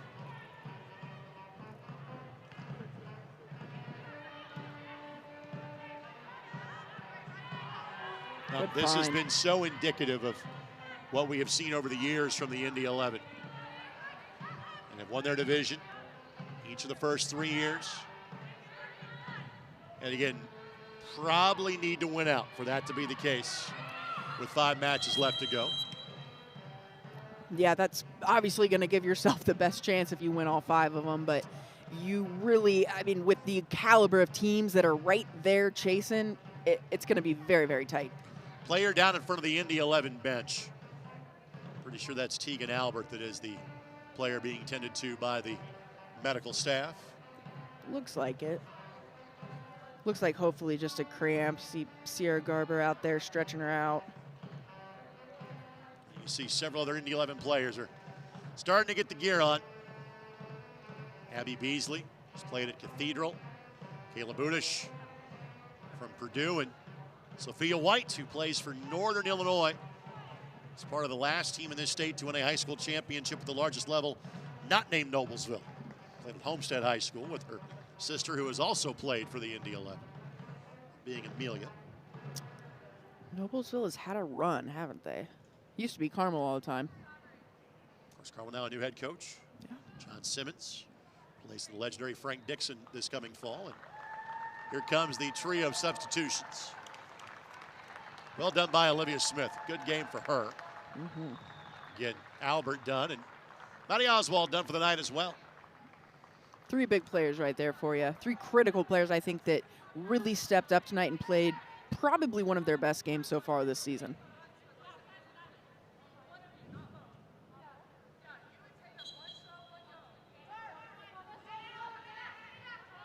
Sahaki gives chase. Good pressure by Kamori. And it's an Indy 11 with almost all fresh legs on the pitch right now. You'll see a pretty good burst of energy these final 12 minutes. And it's Mallory Glass who is in, by the way, for Lexington S.C. And if you don't follow the Super League, Lexington, one of 8 teams in that inaugural season for the USL Super League.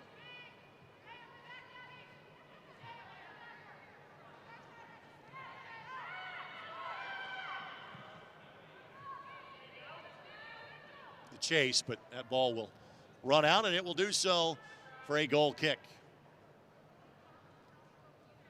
Your substitution for Indy 11 is the 79th minute.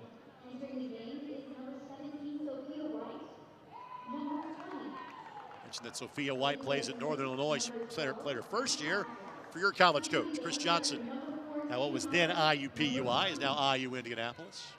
And of course, this will be the first time in more than 2 decades that Chris has not been the head coach of the IU Indy program. Our colleague, Angela Berry White, taking over at IU Indy. And I'm excited. feel she will do a tremendous job. I cannot wait. I mean, Angela Berry White's a legend as it is, but then to have her going into my alma mater, and I just know she's going to recruit the state well. She's going to coach soccer well. It's exciting. It's fun to see a new era take over, I guess, if you will.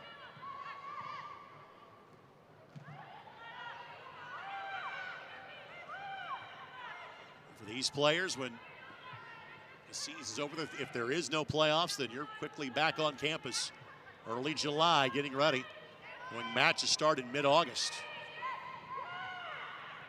It is some hot two-a-days, I can tell you that. There's always a little bit of attrition on rosters in this league in early July, but they have now tailored to where it's just playoff matches in July. Usually you get a bit of grace from college coaches saying, you know what, you're playing for something pretty competitive. Why don't you stay and train with your summer team? And to me, that tells you all you need to know about the competitiveness and the status of, this W League as a whole. If a college coach is telling you you're okay, trust me, coaches don't do that often. They want you there. They want you in their eyesight. So it just goes to speak to not only the competition of the teams, but also the level of training from the clubs and the coaches. Throw in coming.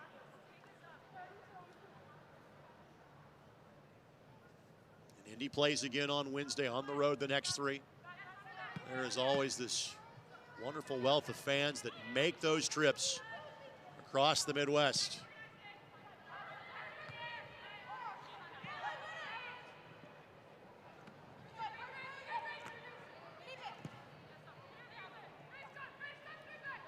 Pinto again. I mean, 8 minutes left, and she's still hustling to get back behind the ball. She's just been really, really important in the midfield for them tonight. Sophia White.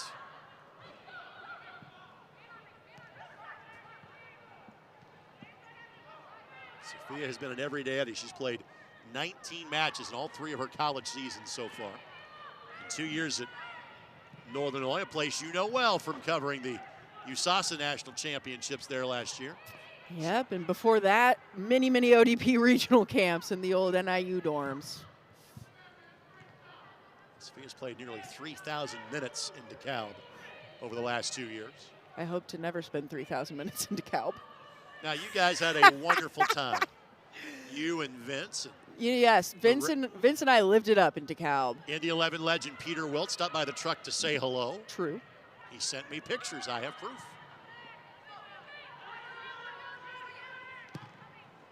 McPherson sends it in.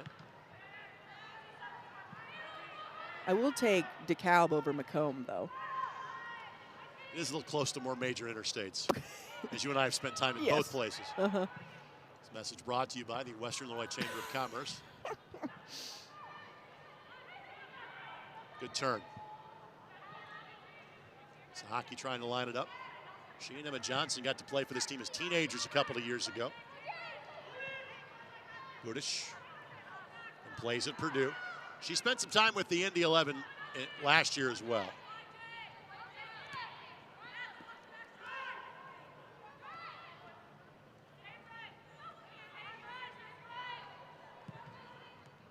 Sahaki. You hear good communication there. Mm-hmm.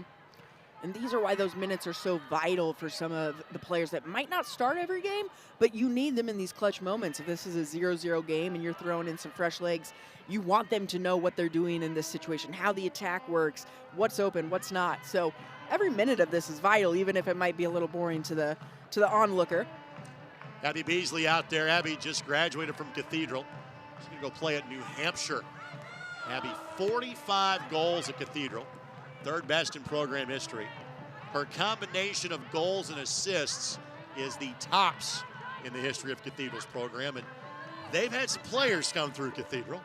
They definitely have. How about this? Sahaki, flag stays down, give it to her. Bree Sahaki makes it 5 for the Indy 11.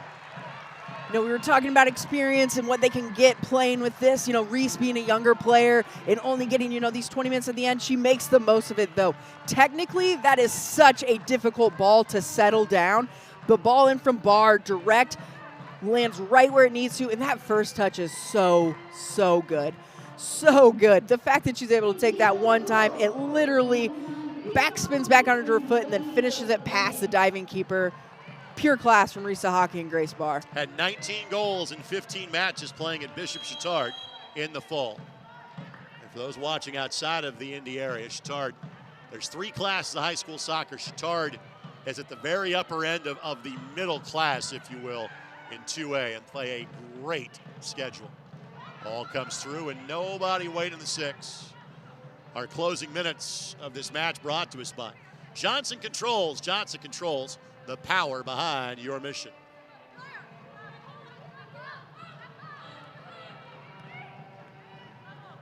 And a brief reminder from the legal department.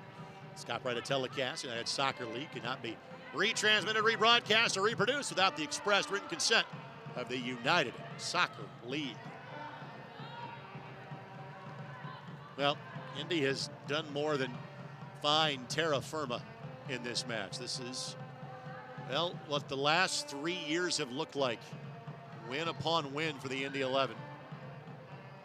Yeah, and you really hope this is kind of them finding, level again, finding their level of play, finding how they want to do things against different formations and different teams.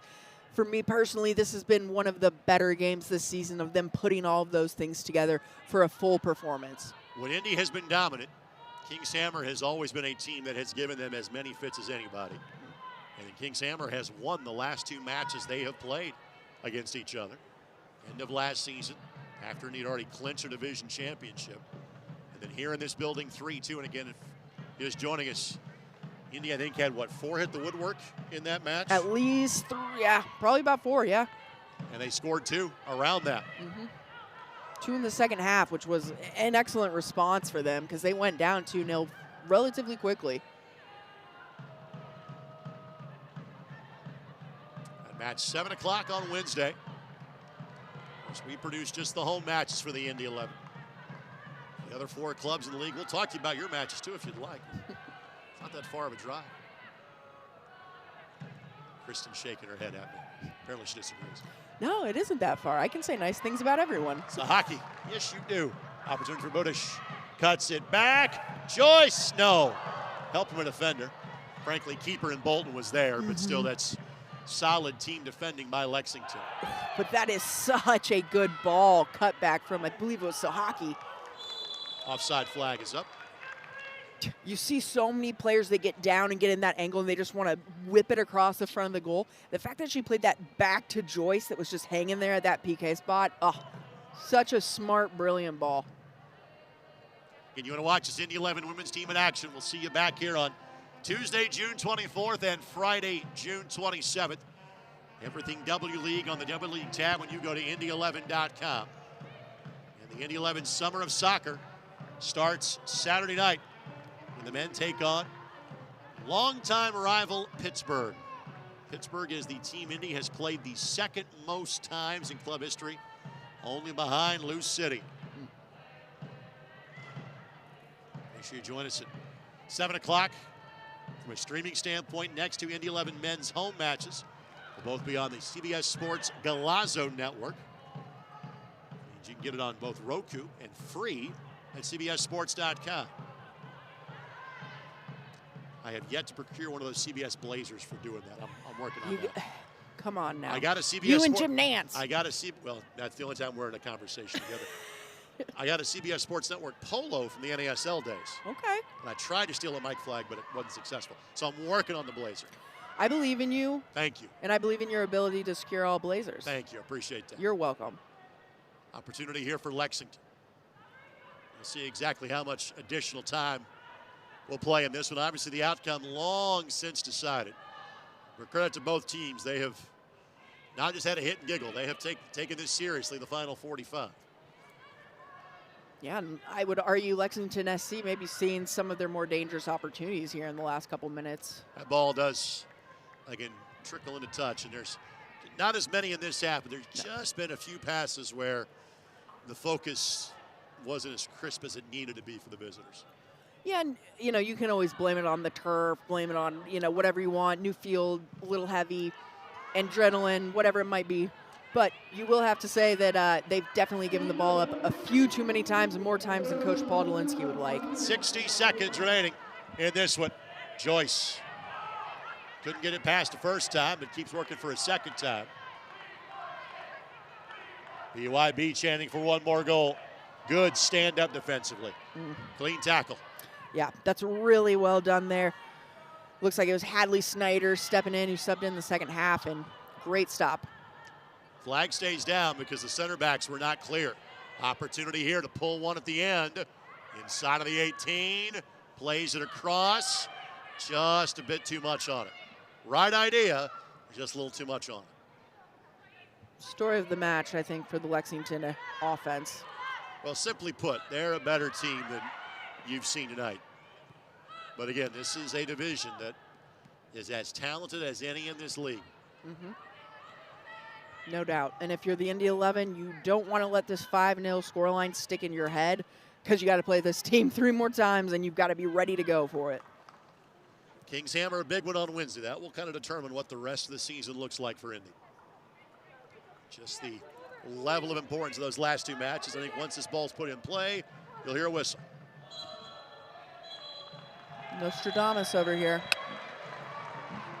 5-0, all Indy 11 tonight. Again, first half goals, Pinto, Grayson Williams, Chester, Sahaki finishes it off. Kristen, final thoughts on this one? Hey, it was really encouraging. If you're an Indy 11 fan, you see them pull together a great defensive effort. You see the offense starting to click. You see 5 goals, all scored in a bit of a different fashion.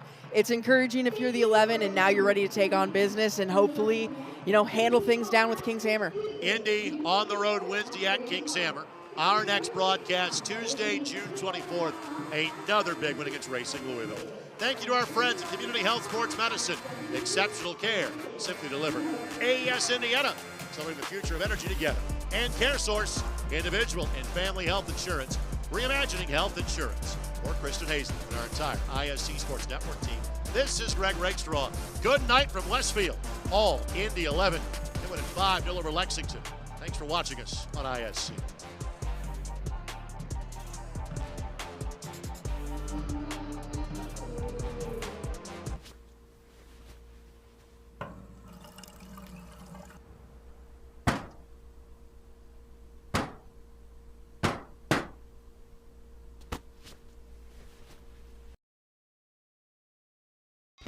Forget all those DIY schemes to try to keep your family cool.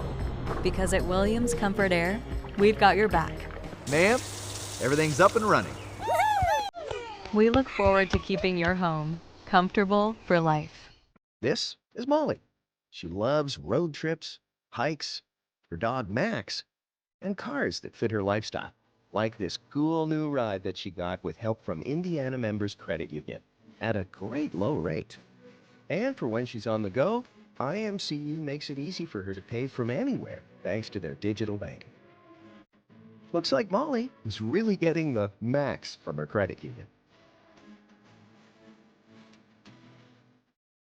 Imagine a health insurance company that could look beyond doctors' offices and hospitals and help its members find what they need to actually live healthier lives, like a stable job, dependable transportation, or a safe place to live. Well, that health insurance company is not only real, but making a real difference right now. At CareSource, we're removing barriers. We're improving lives. We're reimagining health insurance.